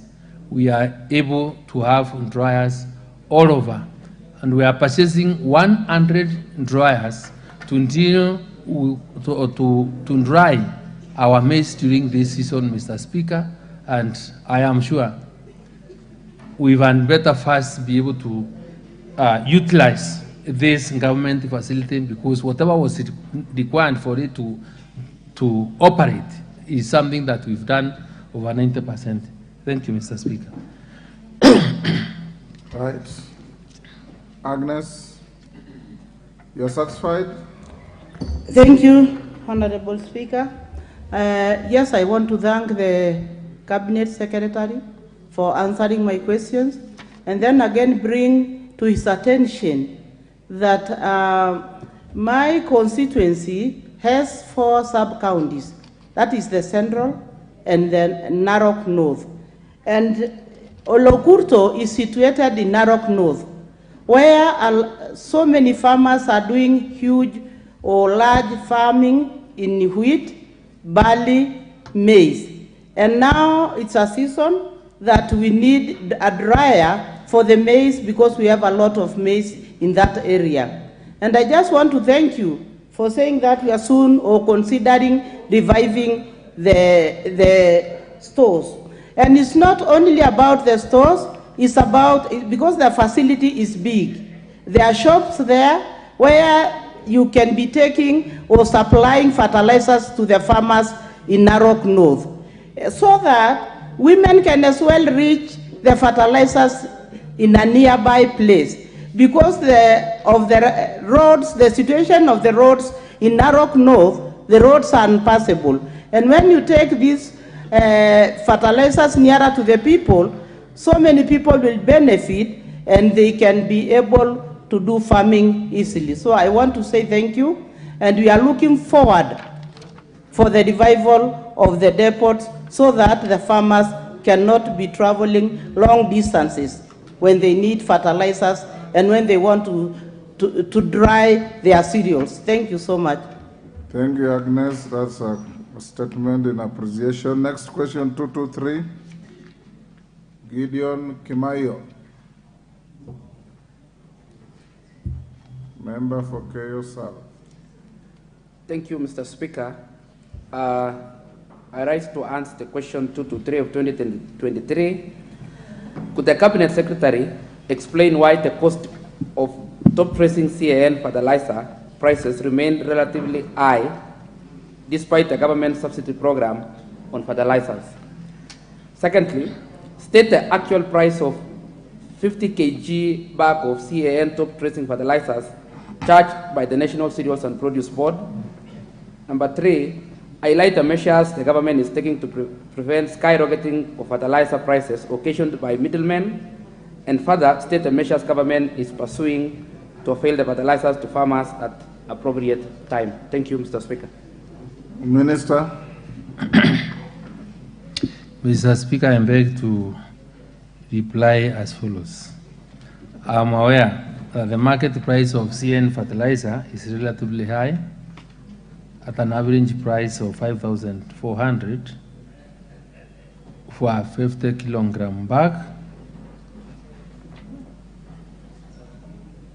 But however, the price is now lower compared to the price of 5,900 last year. The cost of top-dressing fertilizer CAN is high, Mr. Speaker, because government is not an importer of fertilizer.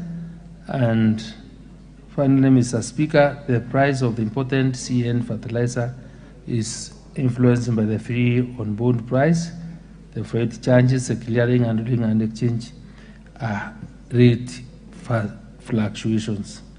Mr. Speaker,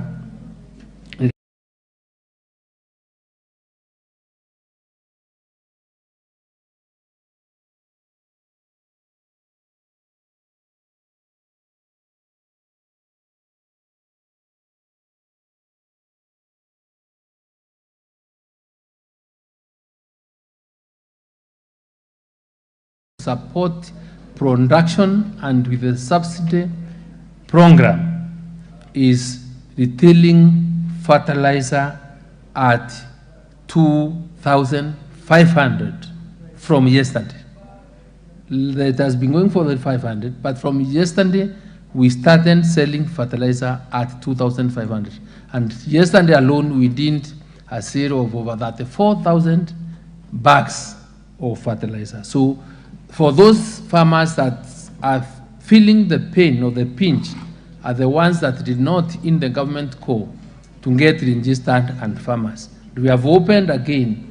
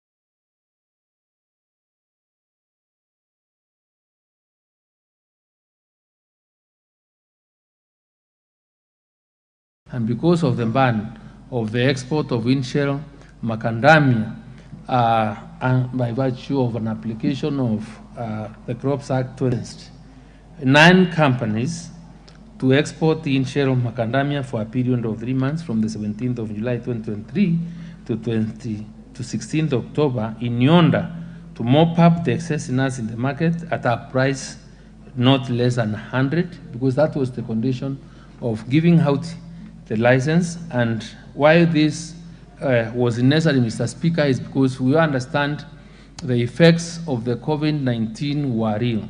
Some of the export business went down for that particular period, and those people that bought macadamia and were in store were not able to sell. And since they were not able to sell, they have not been able to get more capital for them to buy the garden. So there is excess, some areas excess macadamia, and because there is no capital and because there is that excess, then the unscrupulous or the brokers and the cartels within that space are able to take advantage of that. So to release capital and to enable those people that have been distrained, the reasoning was that we allow them to export, get money out of the export of the in-shell macadamia, accumulate enough capital, and then be able immediately to start buying macadamia at 100 shillings and above. And I'm happy to report and a meeting with 2 of the exporters today and people trading in macadamia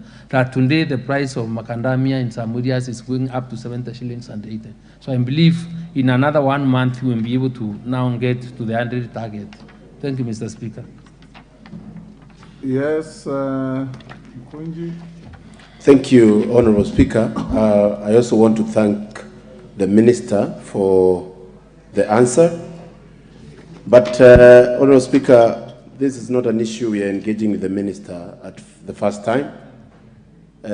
Honorable Speaker, I would like to know where he is on his public announcement that he is going to open export of raw macadamia, and now that he has said there are some companies, 5 companies he has licensed.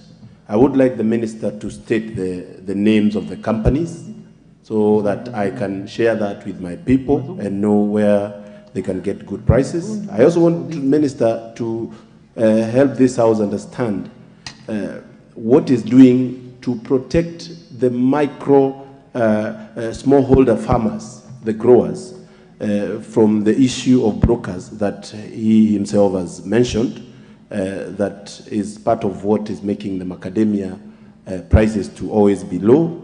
And I would also like to hear from the Minister what he is doing in terms of research and development of macadamia nuts, sale, and so that we can have a competitive, in terms of competitiveness in the world in the macadamia, and also on the issue of improvement in the local consumption of macadamia nut. Thank you, Honorable Speaker. Kamei. Thank you, Honorable Speaker. Let me be part of the joyriders that you're calling us to ask a question, not about the crop that has been mentioned, but the crops that are related with the same in terms of being grown by small-scale farmers. I'm concerned with sweet potatoes that are grown in some parts of Kericho, parts of Soin, Kipkelion, West, and Soka millet, which are grown in Asal areas. My point is, what plans does the Minister has for these small-scale farmers in terms of the technical support and ready market for the same? Because our farmers, and especially the sweet potatoes, we see them in some markets outside the country, but the middlemen will always come to buy from them with low prices, yet the farmers put a lot of money in it, a lot of time, and their prices are very low. So may the Minister let us know the plans he has for such crops. Thank you, Honorable Speaker. Minister.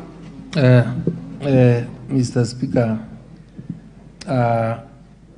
I have, Mukunji is saying that I have licensed 9 companies, not 5. I'm in consultation so that I'm able to get the full names because I don't want to mislead the House, but I'm sure it's 9. If I was to mention, I will not remember all of them offhand, but we'll be able to, we can share the information. But I have licensed 9 companies. We'll be sharing with you the names of those companies. In terms of trying to protect the farmers, Mr. Speaker, and let me generally say, Mr. Speaker, when this, in the wisdom of this Parliament, passed the AFA Act and collapsed most of our crops into that institution, there are many directorates within AFA. There is the coffee, there is oil and the nuts, there is the cotton, the fiber. Mr. Speaker, why there is the feeling that many things have not been done right before? Mr. Speaker, up to now, I've also not been able to understand whether it was by design or by default. But Mr. Speaker, AFA stayed for 8 years without a board, without an MD. So policy and direction in terms of promotion and regulation on all the crops that are within AFA was a big problem. So my immediate understanding the importance of these agricultural crops to our economy and to the people of Kenya, Mr. Speaker, was to form the board of AFA, which is less than with 2 months. And within the 2 months, Mr. Speaker, they are moving up and down. They are trying their best. They are coming with these regulations. So I will seek the indulgence of the members because the directorates within, like the oil and the nuts, the cotton and fiber, is being worked on, and Mr. Speaker, we will be able to address these challenges because it has not been that easy. But let me promise that this will be able to do because they have timelines by when they must do it,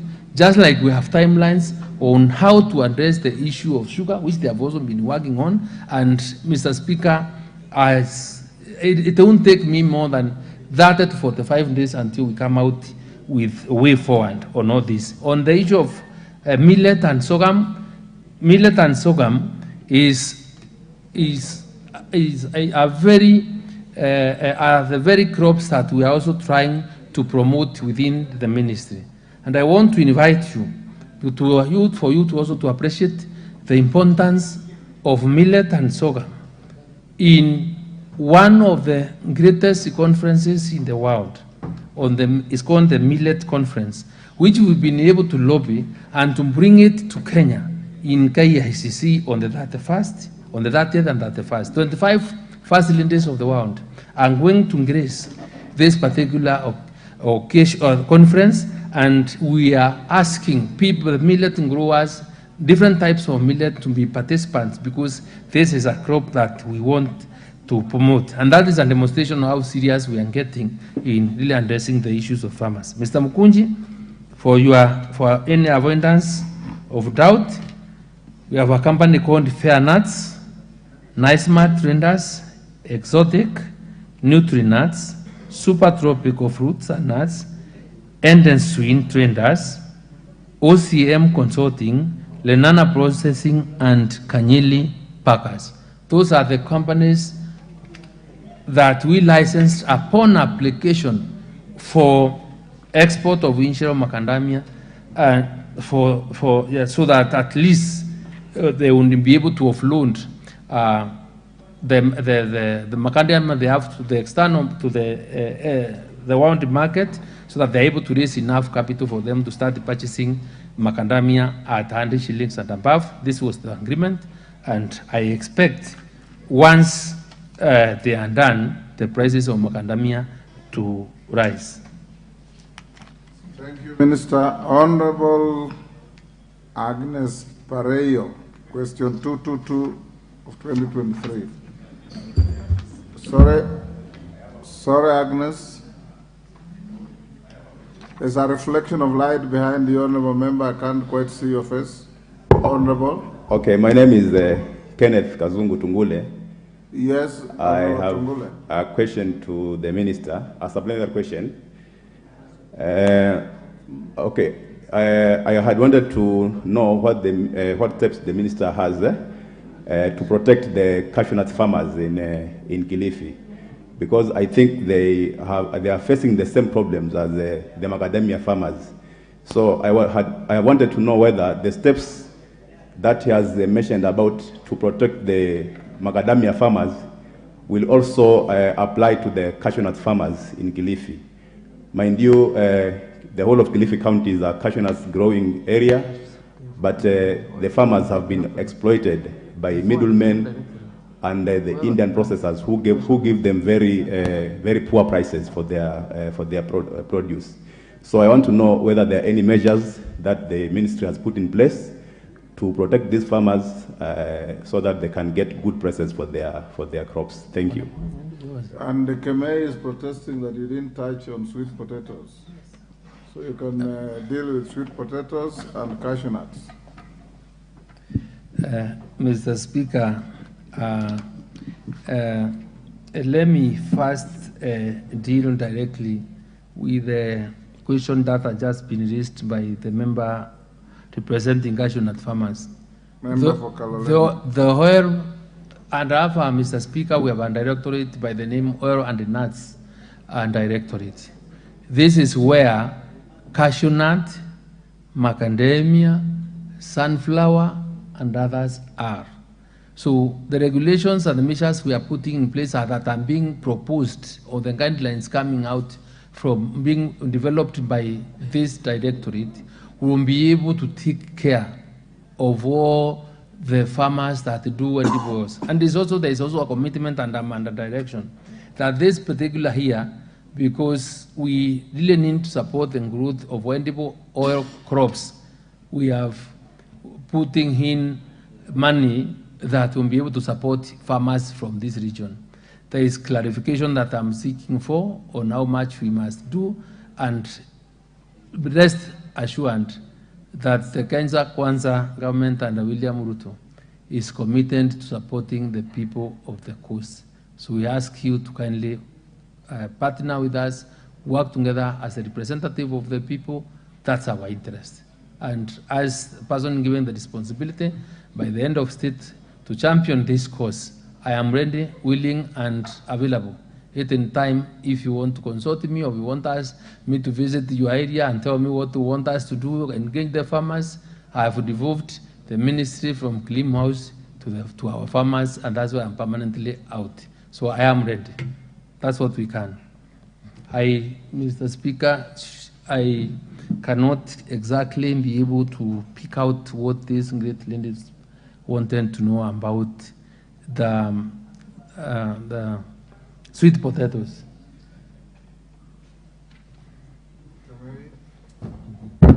Thank you, Honorable Speaker. My question about the sweet potatoes is that it is grown in parts of Kericho, Soin, and Kipkelion West, but market is the issue. There is no ready market. We have the small-scale farmers who are exploited by the middlemen. So I'm asking what the ministry has, the plans the ministry has in connection with that. Yet, Mr. Speaker, outside the country, you will realize that in some supermarkets we can find the sweet potatoes. I went to Geneva and I found some, but our farmers are just there. Thank you, Mr. Speaker. Mr. Speaker, let me say this, and I think is a common information in the public that the responsibility of production is on our ministry, and we're happy what our farmers are doing. The Kenya Kwanza plan was clear, and it is on the need to do value addition and agro-processing. We are working very closely with the Ministry of Trade, Agriculture, and MSMEs, because we are trying to organize farmers in cooperatives and to be able to aggregate so that, Mr. Speaker, through the current, the idea of CAIPs, the county aggregation centers, will be able to ensure that we are able to aggregate and be able to hand value to our farm produce. So that, Mr. Speaker, when do the aggregation and we are able to hold, then it is be our responsibility to dictate what price to sell our products. And the whole reason is to avoid the middlemen, to avoid post-harvest losses, so that our farmers are able to get the best prices available. Mr. Speaker, if we were to add value to our produce, I agree we will get better money. I have a project called NAV CDP, and this NAV CDP is is in your account. We are targeting to do value addition in every ward, and we are going to spend an amount of 20 million shillings for those value addition centers that we want to do in every county, so that our farmers are able to add value to their produce. We are also going within every county that we are going to operate. We are going to support the creation of cooperatives to give farmers the ability to run their business, money to organize themselves and borrow money as revolving fund within the ward. This is even a ward based. So, Mr. Speaker, if the Member of Parliament will urge government and be able to wait for some bit of time, because we may not have an instant answer to the problem, and because there is a structured way of addressing the long-term problems that we have through the county aggregation centers. Please allow us, and because advertisements have been done in the first phase of 14 counties was done, I think the other one either has come out or is coming out in another 1 week. This is an issue or matter we are going to solve in the long run. Mr. Speaker, Samburu. There was a question on how much fertilizer we give to Samburu, and I have, Mr. Speaker, the answer. Samburu was one of the 41 counties that we gave fertilizer on the first phase, and Samburu only redeemed 4,480 bags. It is still in the program this year, Mr. Speaker, and we'll continue supporting them. The only request I make is that kindly ask your farmers to get registered. When you get your farmers registered, they will be able to get fertilizer, because we are not going to give fertilizer to anybody who is not within our farmers' data. So that could be the problem. So assist me. I am supporting, we are coming to support small irrigation schemes in Samburu. And one of the things I want us to partner is, once we started these small irrigation schemes, we want you to organize how to register farmers within those small irrigation schemes, so that I'm able to follow up and give them support for them to produce food and be able to see what best we can do to really optimize the allocation of money we are going to put into this, into your county, and be able to grow more food for ourselves, because we have serious potential. Thank you, Minister. Do you have the answer to Carol Omondi's question before I go to Agnes? Not yet, Mr. Not Speaker. yet. Agnes Pareyo, question 222.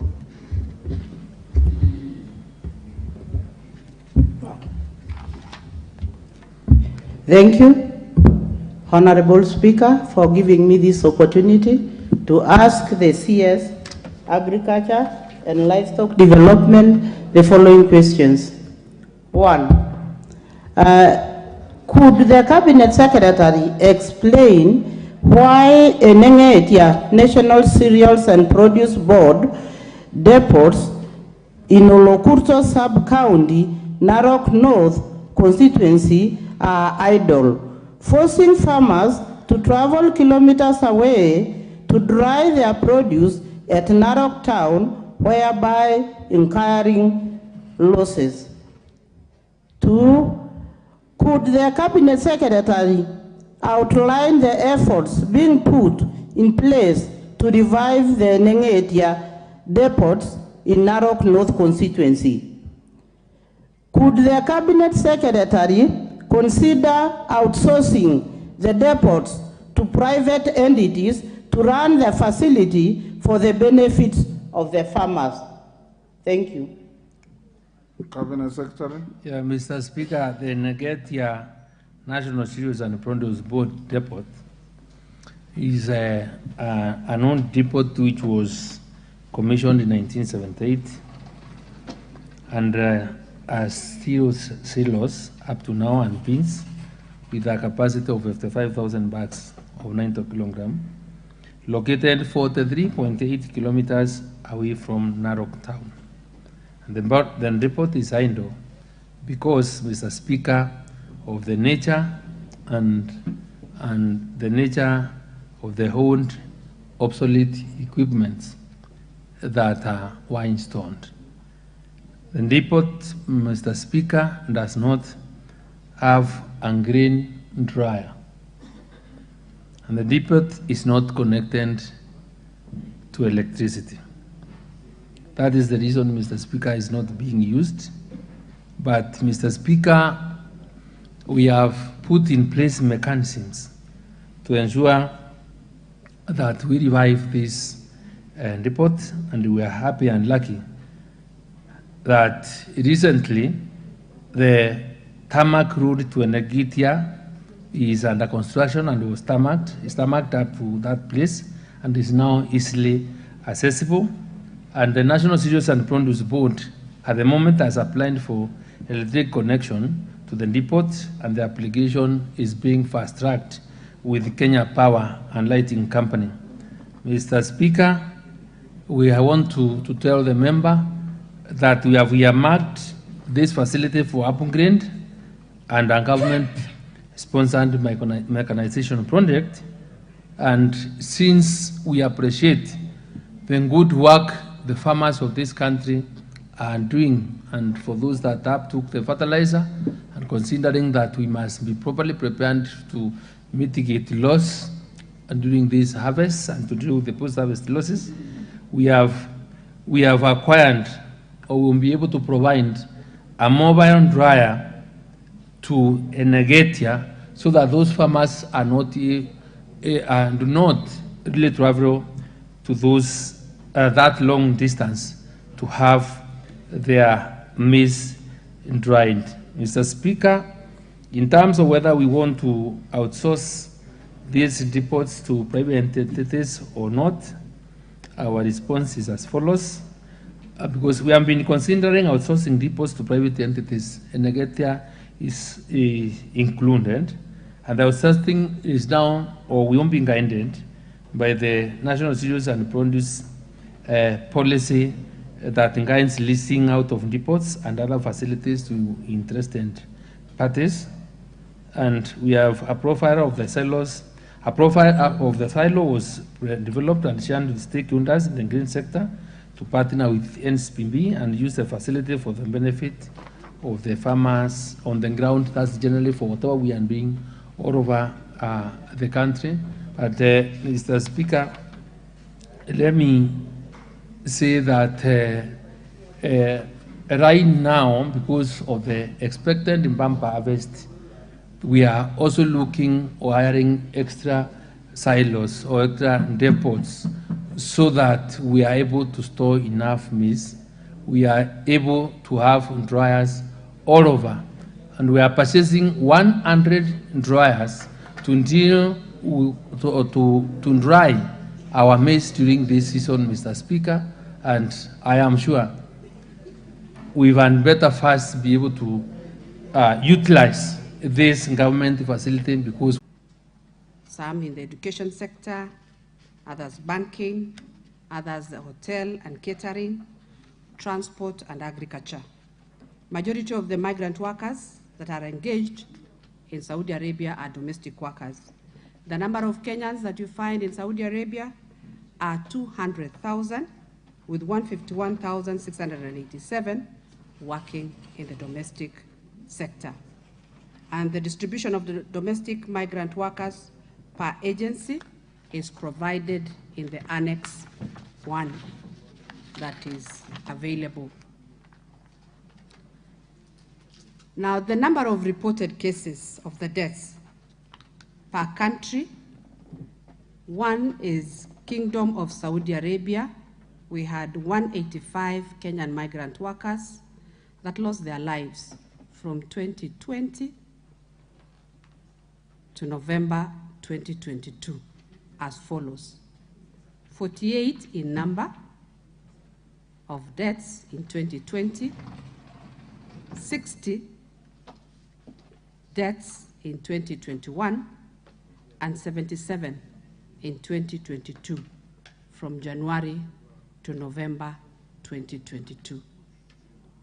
Then United Arab Emirates, we had 45 Kenyan migrant workers who lost their lives from 2020 to December 2022 as follows: 10 deaths in 2020, 17 deaths in 2021, and 18 deaths in 2022. The state of Qatar, 53 Kenyan migrant workers lost their lives from 2020 to December 2022, with 26 of them in 2022. The causes of deaths range from illness to homicide, and the next of kin are usually or were appropriately notified of the reported death cases through the established channels. It should also be noted that Kenyans get medical attention in the kingdom. Their residency status should be legal, and those who have vacated their contracts or are known as runaways usually face a challenge in accessing health services. Disputes. A total of 175 dispute cases were reported in the last 9 months in 2023. The conflict revolved around unpaid wages, change of employer, workload, exit after concluding employment contracts, medical treatment, injury, being held in the recruitment agencies, accommodation without being allocated employment, runaway employees, residency ID, travel documents, and irregular extension of contracts. Then we have a table there. A total of 121 cases were resolved following intervention through involving parties in conflict, and their Saudi authorities were necessary. A total of 97,173 Saudi riyals were subsequently recovered and paid to the respective parties. Second part of the question, to explain measures the ministry has put in place to secure welfare of Kenyans working in the Kingdom of Saudi. The ministry has followed or done the following measures to secure the welfare of Kenyan migrant workers in the Kingdom of Saudi. One is that the Kenya government and the Kingdom of Saudi Arabia signed a bilateral labor agreement on recruitment of domestic workers in May 2017. The BLA is being reviewed currently to address the emerging labor and employment issues, to enhance protection of the migrant workers, be able to do better terms and conditions of service, improve the terms of service, and enhance protection of these workers. A multi-agency technical committee with representation from the Ministry of Labor and Social Protection, Ministry of Foreign Affairs and Diaspora Affairs, and Office of the Attorney General have prepared amendments to the BLA, and the same has been submitted to the Kingdom of Saudi Arabia for consideration. Number two, the other measure taken by the ministry is that we have established a labor attaché office in Riyadh in the Kingdom of Saudi Arabia.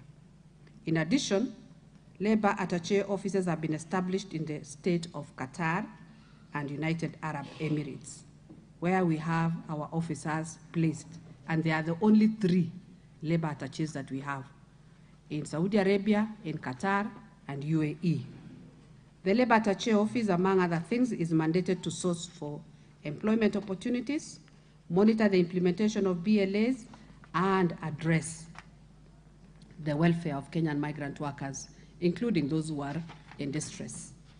However, there is need to establish additional labor attaché offices in these cities of Saudi Arabia, the city of Jeddah, Dammam, and Tabuk, including other key labor destination countries. The reason is to be able to have more attachés to be able to serve our Kenyan migrant workers out there. The few that we have are not enough. The 3 that we've put there are not enough. We need as many as 14 to be able to put them in those countries where we have the Kenyan migrant workers. Cabinet approved the establishment of 7 more labor attaché offices in February 2021. However, it is important for this House to note that this has been hampered by budgetary allocation. The other measure done by the ministry is, together with other stakeholders, we have developed a national policy on labor migration. The policy provides a framework for promotion of inclusive and sustainable development of the country through safe, orderly, and productive labor migration. The policy was presented to Cabinet in February 2023, where Cabinet directed certain amendments to the policy. The policy will be resubmitted to Cabinet within the next 3 weeks as per this document. But what I know is that it should be able to come within a week due to changes that have been made. The other measure is that the ministry, in collaboration with stakeholders, have developed a labor migration management bill 2023, which seeks to promote safe, ethical, and orderly recruitment and safeguard the rights and welfare of the migrant workers. The bill has introduced additional clauses to make recruitment agencies more accountable and periodically report to the welfare of the migrant workers recruited. Office of the AG has finalized the legal drafting of the bill, which is now awaiting submission to Cabinet for approval before submitting to Parliament for approval and enactment. And I'll ask this House to support us on that bill. The other measure is that the ministry is also developing a robust curriculum for pre-departure training to equip Kenyan migrant workers who go to Saudi Arabia with the prerequisite skills, information, and knowledge to enable them to navigate around the challenges that they may encounter during their stay in the kingdom. Madam Speaker, some of the pre-departure trainings that you want to equip these workers with are the skills like even the basic language, let them know the culture of the countries that they are going to, so that when they go to work there, they're able to adapt easily. The other measure is that we have identified protection, welfare, and assistance to the Kenyan migrant worker out there. The National Treasury and the Office of the Attorney General have approved the establishment of the fund under the Act of Parliament. The ministry, with support of ILO, the International Labour Organization, has carried benchmarking study covering 4 countries where such funds have been put to use, like the Philippines, Vietnam, Nepal, and Sri Lanka, to inform the process of designing and establishing a migrant workers welfare fund in Kenya. A multi-agency technical committee to steer the process of establishment of the fund has also been constituted. As provided in the manifesto, the Kenya government intends to establish a specialized social welfare kitty for Kenyan women working abroad to provide a safety net for those in distress. And as a ministry, we have developed a framework to facilitate portability of knowledge, skills, innovation, and technical resources available in the diaspora for national development. Then lastly, the ministry, with the support of ILO, is working towards establishment of a return and reintegration program that will enable migrant workers participate in national development while abroad and upon their return. A migrant resource center has been put to use at National Employment Authority to offer redress to returnees. The return and reintegration program will focus on welfare assistance, such as psychosocial counseling, legal assistance to distressed migrant workers, labor market information, employment facilitation services, skills upgrading, saving and investment opportunities, business and enterprise development, and provision of information on health assistance referral. The other question was to provide regulatory steps taken to license recruitment agencies. The ministry has established an elaborate mechanism for licensing and regulating private employment agencies. This system has enabled the ministry to root out rogue recruitment agencies. There is an inter-ministerial vetting committee with representation from key government agencies that was established to vet all the private employment agencies in the country. The Ministry of Labor chairs the committee, and it comprises of representatives from ministries responsible for immigration, labor, security, foreign affairs, and the Office of the Attorney General. The list of recruitment agencies can be found on the attached Appendix 3.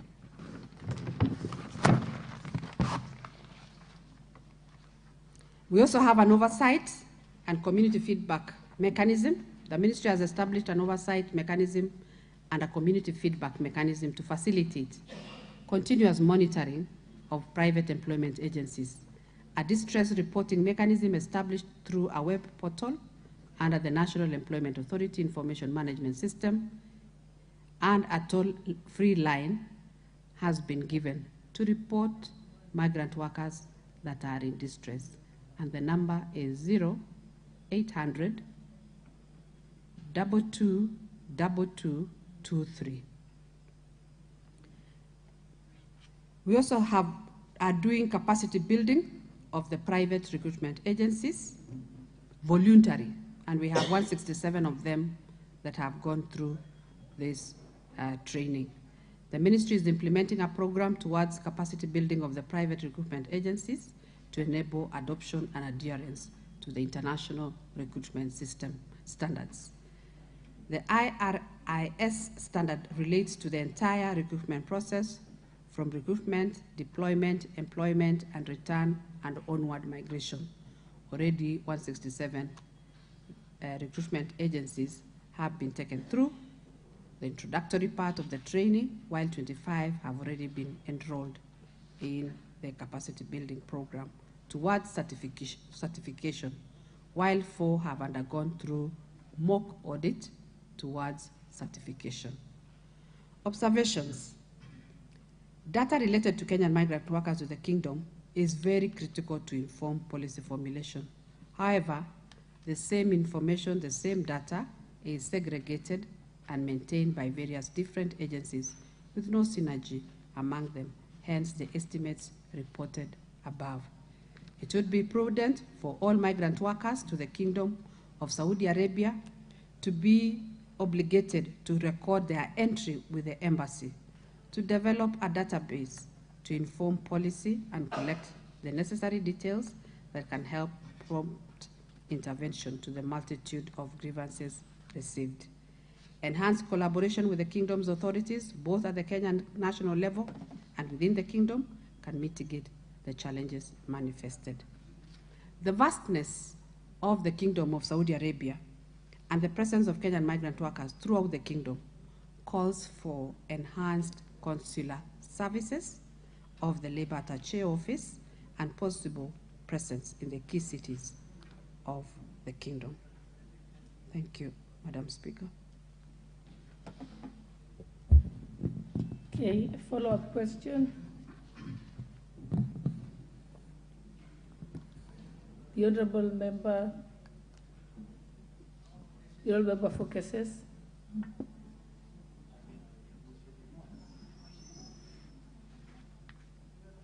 Hold on, it seems like the owner of the question wants to ask a follow-up first. Okay. Okay, thank you very much, Madam Speaker. Madam CS has given us a very good and elaborate proposal on what should be done to protect our Kenyan citizens who are working in Saudi Arabia. We have more than 200,000 Kenyan citizens working in Saudi Arabia, and as you've seen, 185 Kenyans died in the last 2 years. And there are a number of measures that the CS has put in place. But until then, would we be able to say Saudi Arabia is a safe destination as at now? Because you've given us a very elaborate measures that if put in place, it will be able to ensure safety of our people in Saudi Arabia. But as at now, the more than 200,000 who are there, how safe are they? Thank you, Madam Speaker, and thank you, Honourable Member, for that question. I would want to say as at now, the situation in Saudi Arabia is better. Why? Because we have engaged government to government. I have engaged at my level with the Labour Minister of Saudi Arabia, and we are putting in place some of these measures that I have mentioned. For example, I have said we are doing the Labour Migration Management Bill to be able to manage some of these recruitment agencies that pick or are doing rogue activities. Some of these workers that go to Saudi Arabia do not go through the right channels. Some of them go through the visitor's visa. When they arrive in Saudi Arabia and 3 months is over, the visa is over, they now turn to want to look for jobs. And I have said without the documents, it is a challenge to live within that region. So mine is to say that going forward, we are going to manage the movement of these workers out of Kenya to Saudi Arabia. We are going to even manage at a higher level. And I'm sure the heads of states will also meet. But that interaction was very important, and note that I was the first Minister of Labor to visit Saudi Arabia. Those Kenyans have been there at the masses of other people. No one had followed them. And I think that going was good. We have fewer cases now. I'm not saying we have stamped out all the cases. I have said we need more labor attaches to be able to manage the many Kenyans that are there. Thank you, Madam Speaker. Yeah, allow member for cases. Just one question.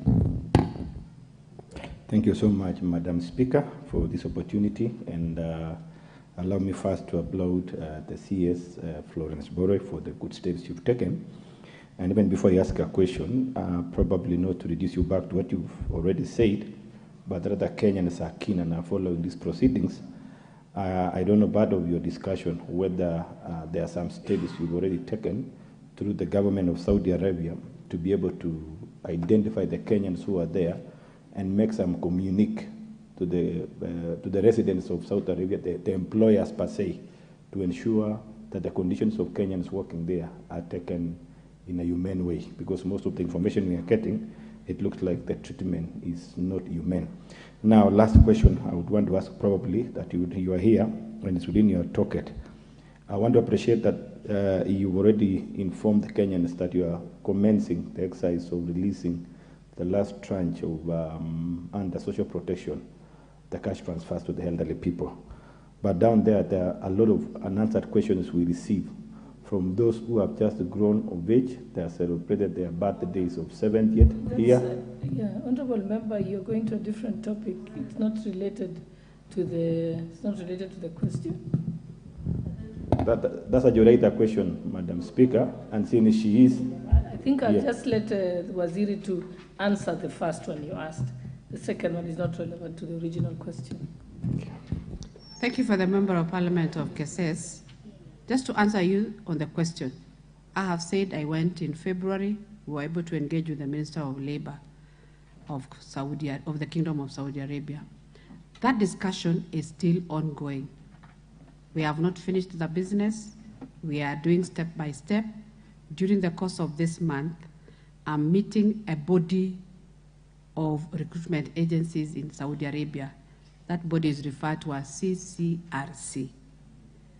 And part of that arrangement is to be able to ensure that we have our workers going there and working under safe conditions. So the engagement is continuous. Why it is continuous is because the BLA that was there, that was signed in 2021, was only for domestic workers. But the current BLA that we are reviewing, that we are working on, is to be able to enable other skilled labor from Kenya to go there, because the job market there is very big. And when I went there, I discovered that the Philippines have got 1 million Filipinos working in Saudi Arabia. As we're only talking about 200,000, we should be able to fight for that market, even us. Ours is just to be able to brand our Kenyan workers, who are very good. We have the NYS, we have the youths that have been graduating, we have many unemployed Kenyans, up to 5 million. And most of them are aged between 15 to 30 years. What are we going to do with those Kenyans that are looking for jobs? Let's look at the positive sides. Let's minimize the negative that we are getting, and let's ensure that we protect our workers. Of course, we are also going to benchmark with these other countries that have workers in this region. We've said the Philippines, there are very many there. I'm sure with the new developments in that country, we can still get space for our Kenyan youth. There is a new city that is coming up called Neom. They need workers, they need security, they need people to work in the construction industry, they need drivers. The job orders are many. And the other day, one of the companies from the Kingdom of Saudi Arabia gave us a job order of 10,000 Kenyan workers, which we should provide by looking at the skills that we have, and we ensure that we also don't deny our country with certain skills that we need. Thank you, Madam Speaker.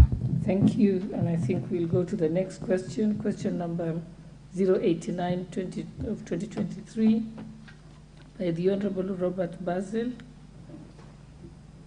Yeah, and Member for Keses, you'll notice that the upcoming question is what you are trying to ask.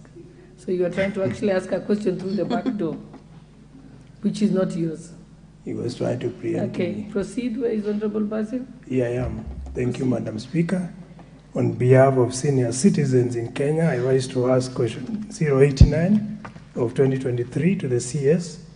Could the CS state what the ministry intends to do to incorporate new senior citizens into the older persons cash transfer scheme, those who have not benefited from the scheme for a long time, and consider compensating them for the lost period? Number two, can the CS state when the ministry intends to update the register of the program so as to incorporate new citizens who have attained the mandatory age and weed out dead ones? Thanks. May I proceed, Waziri? Thank you, Madam Speaker, and thank you, Member Honorable Robert Basil, MP of Yatta. Thank you for the question. It is the intention of the ministry to register and support all Kenyans above 70 years in the Inua Jamii program.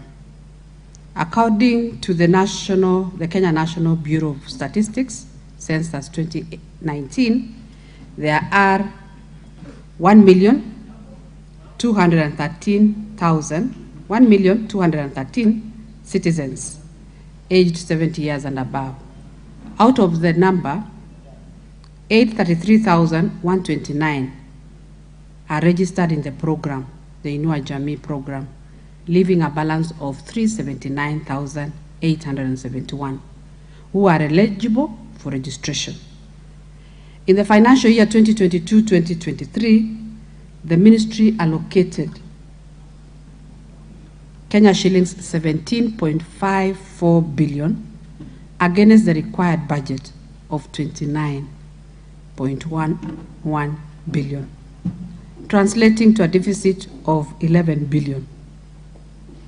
To address the funding gap for the program, the ministry is fast-tracking the establishment of the Social Assistance Fund, which will create an avenue for more funding from different sources apart from the exchequer. The fund will increase fiscal space to support the program expansion. This financial year, the ministry has received a presidential directive to increase Inua Jamii beneficiaries by 500,000. This will include eligible older persons and will therefore reduce the current coverage gap. On the other hand, according to the program design, there is no compensation provision for those who have not been registered into the program. The beneficiaries are only paid once registered and enrolled into the program. Response to question Roman 2, to state when the ministry intends to update the register. The ministry has an elaborate case management process where updates are made on the beneficiary data on a continuous basis, through which deceased beneficiaries are exited from the program. The ministry also collaborates with the civil registration services, through which Inua Jamii beneficiaries' data is cross-referenced with their data in order to identify and suspend deceased cases from the payroll before exiting them from the program after verification. The ministry has not been able to conduct replacement of the exited beneficiaries due to inadequate financial resources to support the field officers to carry out the exercise. However, this financial year 2023-2024, the ministry has received a presidential directive to increase the existing number by 500, as I had mentioned. The ministry will therefore undertake a national registration exercise for eligible persons of households within the financial year across all the 290 constituencies. Thank you, Madam Speaker. I submit. Thank you. The Honorable Eric Mushangi, a member for Runyenjes. Or you want to say something? Okay. Let him have a go, then you can have a chance. Thank you, Madam Speaker. When you look at the list currently being used, is a 2016 list. So 7 years down the line, the senior citizens who have attained 70 years of age have not received any penny. And I thought it would be important if we can automate the system and also do backdating. If you look at the teachers who retired from 2004, the government has tried to backdate for those who did not receive the increment from 2004. So it will be so unfair to have people who have missed out from the register for 7 years when constitutionally they deserve to be in the list and to be compensated for the years lost. So that is my follow-up question. It will be important if that can be taken into consideration, because these are our senior citizens who actually, most of them are in their chronic ailment stage, what is referred as medical body in science. So it would be nice if we can factor that. Thank you. I'll give a chance to Honorable Mushangi, then we can let the ministers. Thank you, Honorable Speaker, and thank you, Waziri. Going by what I see in my constituency, I have reservations on the number that the minister has indicated, that of 300,000, because in every small gathering in my constituency, I have very many people who are not enlisted in this program. And I wish to ask the minister to explain to this House whether you have accurate number of of the senior citizens who are not registered, the accurate number, and also the number of people living with disabilities who should also be enlisted in this program. And lastly, now that there is a presidential directive that you upscale the number to 500 beneficiaries, is there a budget for the same, or is it just a directive? Thank you. Thank you, Madam Speaker. Can I answer that too? Yes. Thank you, Madam Speaker. Thank you for the question asked by Honorable Basil of Yatta and Honorable Karemba, my chair also of the Committee of Labour. I have said the ones that we pay currently are 1,200,000, and the budget that we give them is 17 billion that the government is able to afford as of now. But in this financial year, we are increasing the beneficiaries by 500,000, and we had made a commitment during the Social Protection Week conference that we were going to increase the number from 1.2 to 2.5 in 2 years. This year, we are saying we are going to increase by 500,000. So the number that we are supposed to increase next year is 800,000. However, when I bring the Social Assistance Fund bill to this House, my request is that let's pass it. Why? Because once we have that act in place, the Social Assistance Fund bill, it will mean we have donors coming on board to support the exchequer. And now, once we pass that and have the donors who are very ready to come on board, we will now be paying everyone who is above 70 years old. So that is the only thing that we can do as a House, that you can support us to have this bill in place, and then we can now pay everyone that is over 70 years. Then for the member of Yatta, I think you mentioned about teachers. Those who are paid under this Inua Jamii program are the unemployed. We don't pay people who get the pension. It is only those who are vulnerable, those who cannot afford. Yes. Maybe she can repeat the question. You can clarify.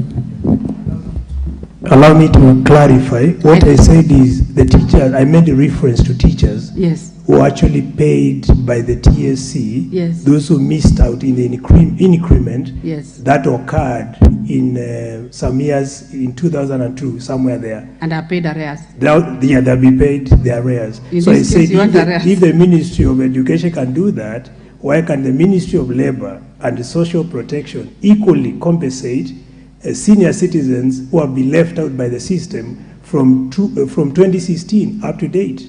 So that's a reference I made, because those are 7 years, and you can imagine 7 years someone lacking money when they are supposed to be enjoying the benefit which is within their right and within the Constitution. Thanks. Thank you, Madam Speaker, and thank you, the Member of Parliament, for clarity. We will not be able to pay the arrears. However, within the system, there are about 5,000 that were left out, I think within a period of 6 months. I think you've heard from your constituents. They've been complaining. Those are the ones that we have brought on board, and we are going to pay them going forward. They were not in the system for various issues, maybe because of the tamp testing with the machines, that they were not able to be paid. They were locked out in the system. So those ones have been brought on board and will be paid from next month, about 5,000 of them. But for the arrears, it may be difficult, because now that one will, we don't have the budget for that. Okay? Thank you. I think you should be telling the honourable member that they should make sure they appropriate the money from this House, yes, so that you can be able to pay it. Yes. Okay, I think we can proceed. Thank you, Madam Speaker. Yeah, I think we just said we'd have one follow-up question, and we've already had a follow-up question. Yes. Honorable Member for Thika. Thank you, Honorable Speaker. I said this one, I had to arise and support my CS. Thank you. And Madam Speaker, it is good that I stand today and ask members who are here and to pass the message to other members. I know everybody is saying that we need to know how many died, who are enlisted. And when I come to the floor of the House to ask them for money, even to audit the system itself, is usually a problem. So members, when the next time you see me arising, asking you, I need more money for social protection, it is for us to audit, to know exactly where we are. And as well, Madam Speaker, we've told we are going to have an extra 500,000 more persons to be enrolled. I have done through my calculation. I think that's a good number because every constituency, but I know there is a criteria that the ministry will be using, but at least we are going to be getting 1,500. Those ones we are going to enlist from constituencies. And I think that's a good number waiting for the next year. The Honorable Member using question time. No, not question time. To answer the question for the Cabinet Secretary, I don't think it's I was just trying to tell members, the next time they see me coming here, either for estimates or for budget, for more money for Inua Jamii. You'll have an opportunity for that when you can bring it as a motion before the House. Thank you, Madam Speaker. Report. Okay, I think Honorable Alice is my chair of the Social Protection, and thank you for the support. I think you're the only person who's been allowed to be supported by a member. Thank you. Okay, Thank you. I think we go to the next question. Question number 090 of 2023 by the member for Konoin, Honorable Brighton Yegon. Thank you very much, Madam Speaker. My question to Cabinet Secretary for Labour and Social Protection.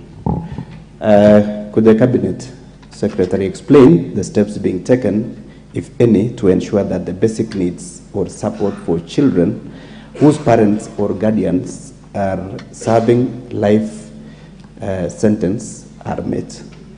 Question number 2, explain the plans or policies in place to provide financial support to children of incarcerated parents. Cabinet Secretary, may proceed. Thank you, Madam Speaker. The Children's Act 2022, Section 144E, states that a child whose parent or guardian has been detained, held in custody or imprisoned or is in remand to be a child in need of care and protection. The Kenya Prison Services, in collaboration with the Ministry of Labour and Social Protection and other partners, developed a policy on care of children of incarcerated mothers 2022 to offer guidance to all stakeholders in quality care for children of incarcerated mothers aged 0 to 4 years. The policy highlights the importance of early childhood development with a focus on children of incarcerated mothers aged 0 to 4 years born in prison or accompanying their mothers to prison. The policy provisions are in the following areas: living space, health, nutrition, early learning and play, psychological support, safety and security, and responsive caregiving and reintegration processes. There are 2 categories of children of incarcerated parents: 0 to 4 years, who are allowed to stay with their mothers in prison, and above 4 years, who are expected to be outside prison. In view of the above, the following are the steps taken to ensure the basic needs of children are met. 1 is that the Sub-County Children's Officer opens a protection and care file for children accompanying their mothers and caregivers to prison and those left at home. 2, Sub-County Children's Officer conducts a social inquiry, interviewing the parent at remand or prison and home assessment, and compiling a court report. 3, Prisons Officer prepares care plan for the children while in prison premises. The care plan includes basic needs of the child, tracing relatives, and exit from prison. Number 4, family conferencing is undertaken to execute the care plan which include child and parent counseling. Number 5, reintegration with other family members or placement in a charitable children's institution or statutory children's institution, which is a last resort and temporarily, or referral to agency for basic needs. Number 6 is executing any other court orders issued besides reintegration. And lastly, follow up to find out how they are doing with relatives in the institution. Note also that we have ongoing talks with the Chief Justice on to have these mothers put out of prison to be able to take care of these children. And those discussions are positive. Then the plans and policies in place to provide financial support to children of incarcerated parents. 1, the ministry has developed a 10-year care reform strategy for children in Kenya to guide national steps towards family promotion and strengthening, robust alternative family care and tracing, reintegration and transitioning from institutional care to family and community-based care for all children in need of care and protection. Number 2 is rescue and placement to a charitable children institution or alternative family care. In addition, the sub-county children's officer receives and compiles reports on all children received, those who are eligible as per the PSSB guidelines. And I'm told in all constituencies you will find these presidential bursary funds that can be used. Although it is small, kitty, but it can help give a child about 30,000 per year.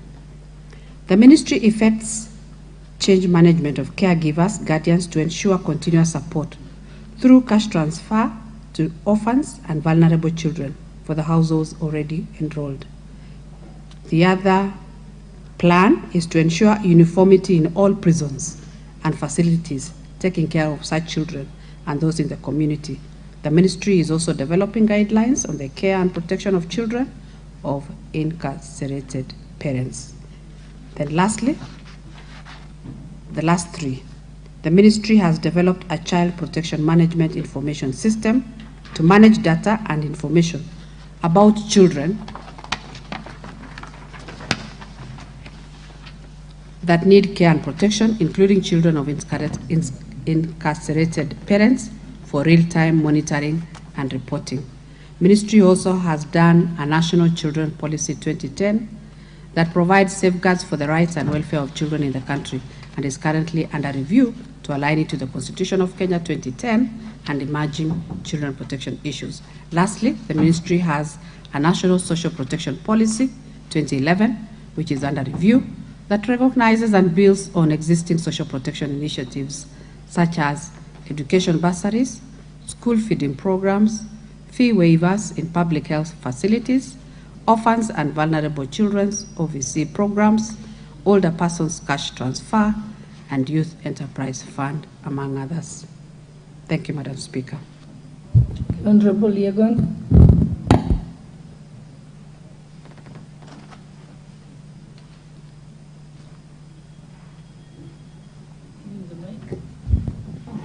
Okay, thank you, Madam Speaker. I think the questions are well answered. Maybe if I could get the printed answers for the 2 questions that I asked for the purpose of follow-up. We'll provide. Okay, thank you. Any follow-up question? Okay, the Honorable Catherine. Thank you, Madam Speaker. I'm very impressed with our CS today. I think the overhaul that he's spoken about is quite promising. I just wanted to know about the slavery. If somebody goes there, they go as Christians and they are forced to change into what the employer wants. I don't know if you have also done something about that discrimination. And then the address, the data, what they've gone to do, if it is in the house, factory, airport, things like those. Then do you have a day that as a ministry you take to go online and talk to these people, because it is good also for them to feel like their country is following up. If anybody has a problem, they can air out or a portal where they drop their questions.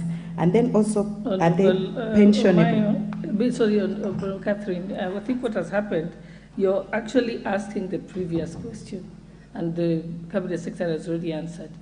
So you've been overtaken by events. The last so one unless is you want pensions. to ask about the children in prison, because that's what we are on at the moment. Okay.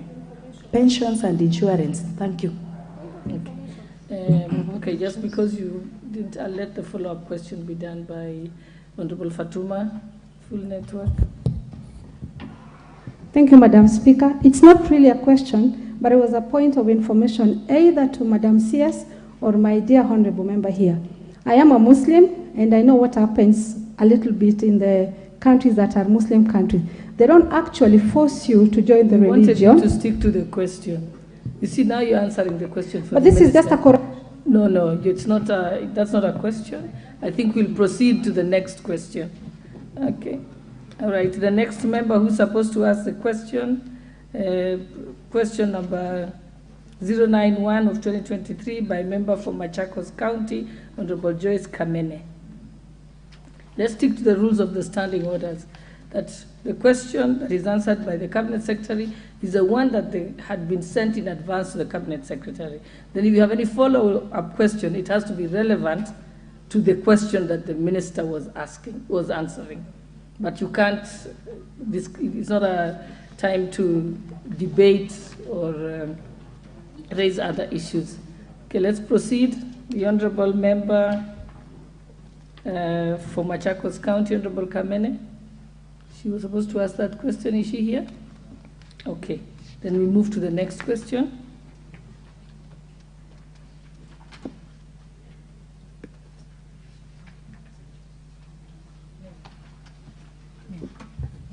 So we'll proceed to the next question.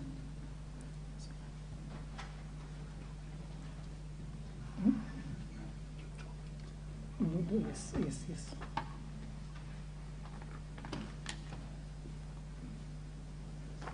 Okay, just for the knowledge of the honorable members, standing order number 42B 5 says that where a member is scheduled to raise a question in the House is absent without the Speaker's permission, the question shall be dropped and no further proceedings shall be allowed on the question during the same session. And I think in the Speaker's communication today, he alluded to that.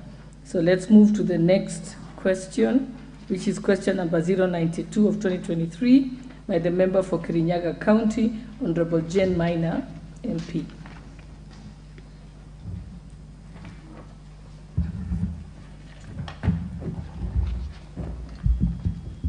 Thank you, Honorable Speaker. Is that you? Did you have permission of the Speaker to ask the question? Or it's you? Is that you, Jane Minor? Yes. Okay. Honorable Speaker. I know you as Kasheri. My name is Jane Jerry Maina, aka Gasheri. Okay. I want to thank the good CS for finally coming to the floor. My question to the CS: provide detailed information on how regularly the database and other information relating to Inua Jamii data is updated to ensure that only the verified beneficiaries receive the cash. Roman 2, explain how effective the program has been since its launch. Roman 3, explain the circumstances under which certain deserving beneficiaries, particularly those from Kirinyaga County, do not receive the Inua Jamii cash transfers even when they have submitted the requisite documents. Thank you, Madam Speaker. And the Honorable Member, Jane from Kirinyaga. Roman 1, the response is that the Inua Jamii cash transfer program operations are supported by a system known as the Consolidated Cash Transfer Management Information System, which holds beneficiary data and automates various functions. The beneficiary updates are initiated at the community level with the support of beneficiary welfare committees that are usually known as BWCs at the location level on a continuous basis. Using the case management form, the BWCs capture relevant beneficiary information that require to be updated using prescribed form and forwarded to the ministry program officers at sub-county levels, who then capture in the system and update module for subsequent approval by the headquarter office. Sometimes the reporting by BWCs delay timely updates. The beneficiary national identification number are verified against the Integrated Population and Registration Services, the IPRS, to confirm accuracy of information such as name, nationality, and age. The system also runs checks against civil registration services data to flag out deceased beneficiaries from the payroll. During payment, verification is also done using the national identification card, payment card, and use of biometrics to ensure the right beneficiaries receive cash at the payment points. Roman 2 on the effectiveness of the program since it was launched is that the cash transfer program for orphans and vulnerable children was the first cash transfer program to be launched in 2004. This was followed by the older persons cash transfer program in 2007, and then the cash transfer program for persons with severe disability in 2010. Since inception of the programs, there has been an increased coverage from 2,900 to 1,233,129 poor and vulnerable beneficiaries in all the 47 counties.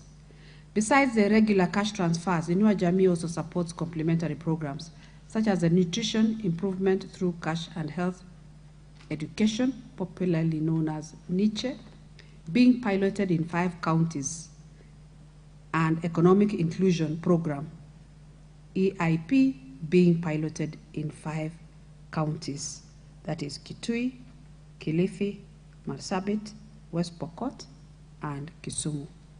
From internal and external assessments on cash transfers, these programs have had significant effect on the livelihoods of the beneficiaries, these households and communities at large.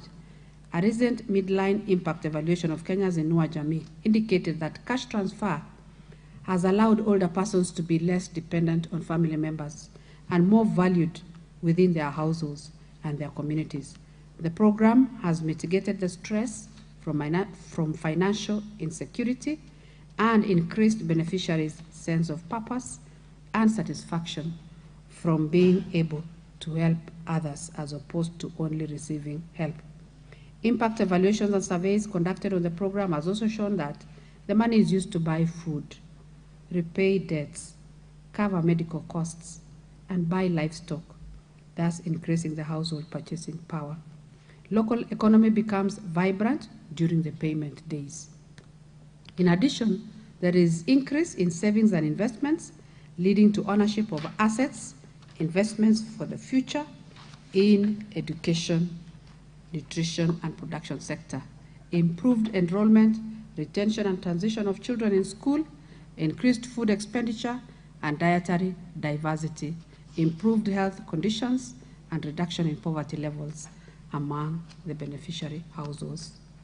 Response to question Roman 3 to explain the circumstances which certain deserving beneficiaries from Kirinyaga County do not receive the Inua Jamii cash transfers.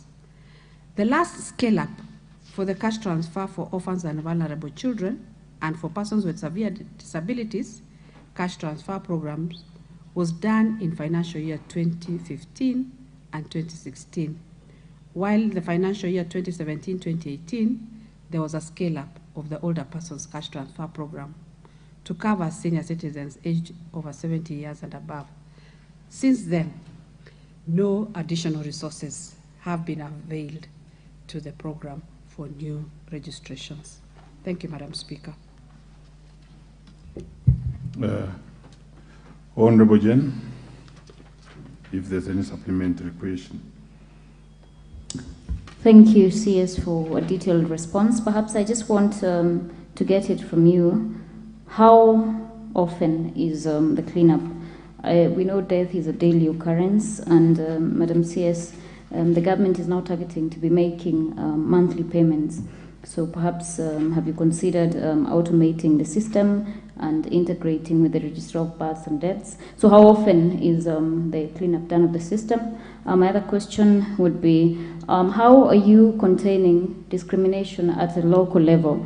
I have spoken to several old persons in Kirinyaga County who claim that they registered, or rather that when the registration was being undertaken, the chief was selecting certain members of the community. So how do I ensure that every person above 70 years, because I know the president gave a directive on new registration to the tune of 500,000, how are you going to safeguard that there is no discrimination, that every old person in Kirinyaga County will be captured?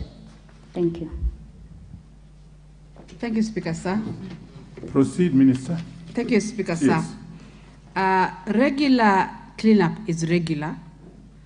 However, we also want to note that the cleanup process that entails the whole system requires funding. And when you don't have the money to do it, we may not do it as regular as it should. And that is why we are saying we are looking for more funding to be able to bring on board more beneficiaries and to be able to clean the system. Number two, I have said we have the BWCs, the Beneficiary Welfare Committees, that I think are under the constituency MPs. It is good to work with them so that as they bring on board beneficiaries, it is an agreed thing within the committee that who is vulnerable and who can be brought onto the system more than the other. So they are able to gauge. Even if there are over 70 who are about 100, you cannot bring all of them on board. You can only bring a few. So it is good to work with these beneficiary welfare committees, the BWCs, at the location level on a continuous basis to have the right persons on board. Thank you, Speaker, sir. Yes, Honorable Jen, you still have a further supplementary question. Proceed. Yeah, I just want to note that the CS will not touch the question on how often it is. I meant 1 month, 2 months. It seems she doesn't want to touch it with a 10-foot pole, but I understand that they have funding constraints. No. Honorable Jen, you don't have to answer for the CS. Proceed and put it straight. I just gave her a leeway. She said that they have funding constraints, but she has failed to tell me whether it's 1 month, 2 months, 3 months, or maybe perhaps once a year. Or So you are fully satisfied. Thank you. Any other member? Proceed.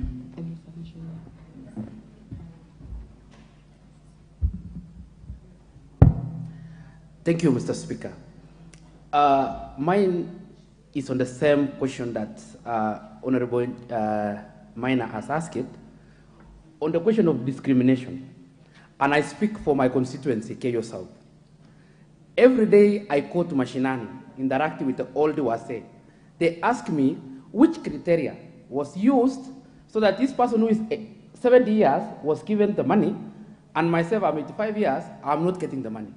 How do I answer to my shosho that question? CS. No, that's a very common question, and it's actually cross-cutting. CS, proceed and answer that one. Thank you, Speaker.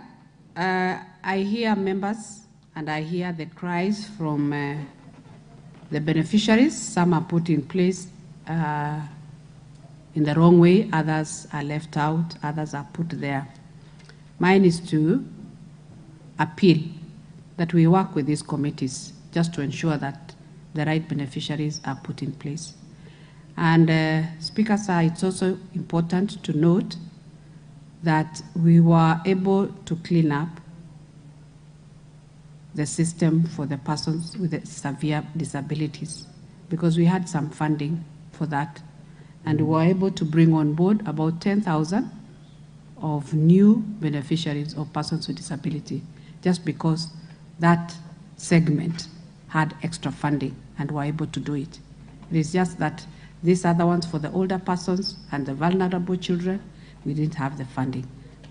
But for the severe disabilities, we have brought on board about 10,000 new members. And we'll continue with the exercise to do the cleanup, because we have deceased persons and there could be some room to be able to bring on board others. However, remember, we're also going to bring on board another 500,000 this year. That way we can also bring in the very needy cases that need to be brought on board. So there is room for us to do that. 500,000 this year, and next year 800,000. And when we pass that social assistance fund bill, then we can now bring everybody on board. So the faster we pass it, the better, so that our people can be able to gain from this Inua Jamii program. And even as they use the Inua Jamii program, Speaker Sir, is that the ones that will be weaned off get better and are no longer vulnerable, can leave room, can allow to move out, and allow those who are very vulnerable. Thank you. Now that with the bumper harvest, we expect the vulnerable to get some food to eat. Thank you very much, Speaker Sir. The last question on this matter, proceed.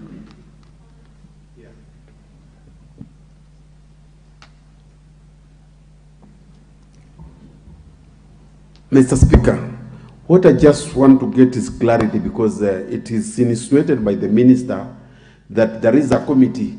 How is the composition of this committee? Because we like to know, because I've been a member of parliament for the last 25 years, but I don't know the composition of this particular committee, so that at least I can interact with them to get to know how is it that the registration is being done, because we normally just see people being floated names, and then we come across this kind of situation where when you go back home, one says, here I am, I'm either widow, I'm just 8, and I'm not getting this particular fund. So if we can just get the composition, we might be in a position to interact to see how we can also be injecting our proposal in there. Thank you. Thank you, Speaker Sir. You said Member of Parliament, your name, please? I'm the Member of Parliament. Please put on I'm the Member of Parliament for Kinango in Kwale County. My name is Honorable Gonzi Rai.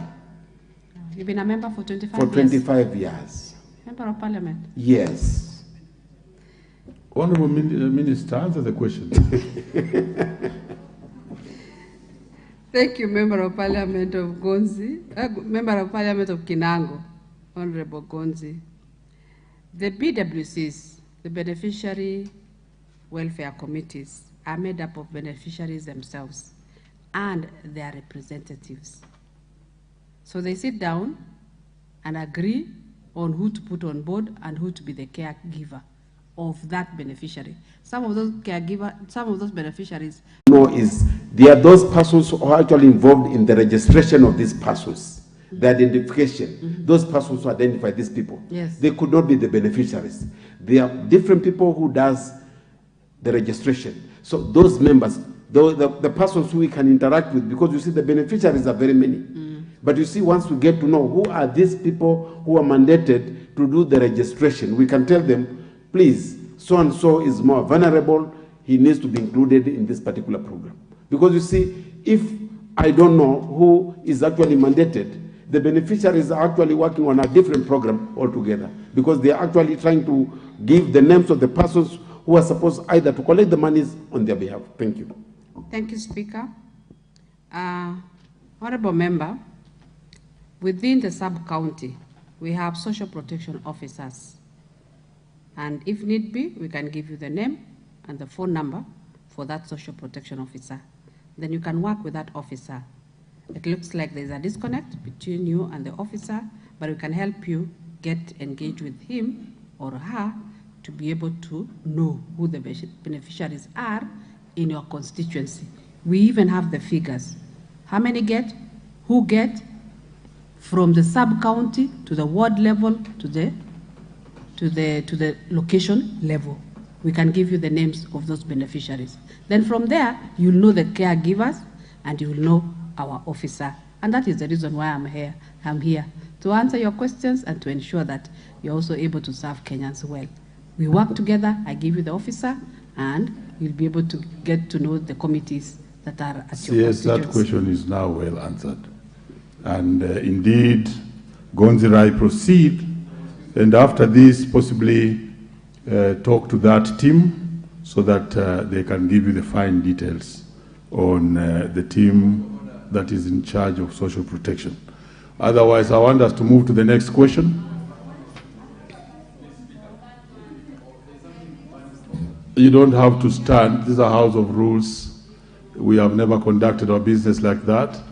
So let me give, still on the same matter. We must really bring that matter to a stop because we have another question that are similar, is similar to this one. So you'll have a chance to actually get back to this. So let's move to the member of Kiambu, Honorable Machua Waidaka, MP. Thank you, Chairman. My question to the Madam CS.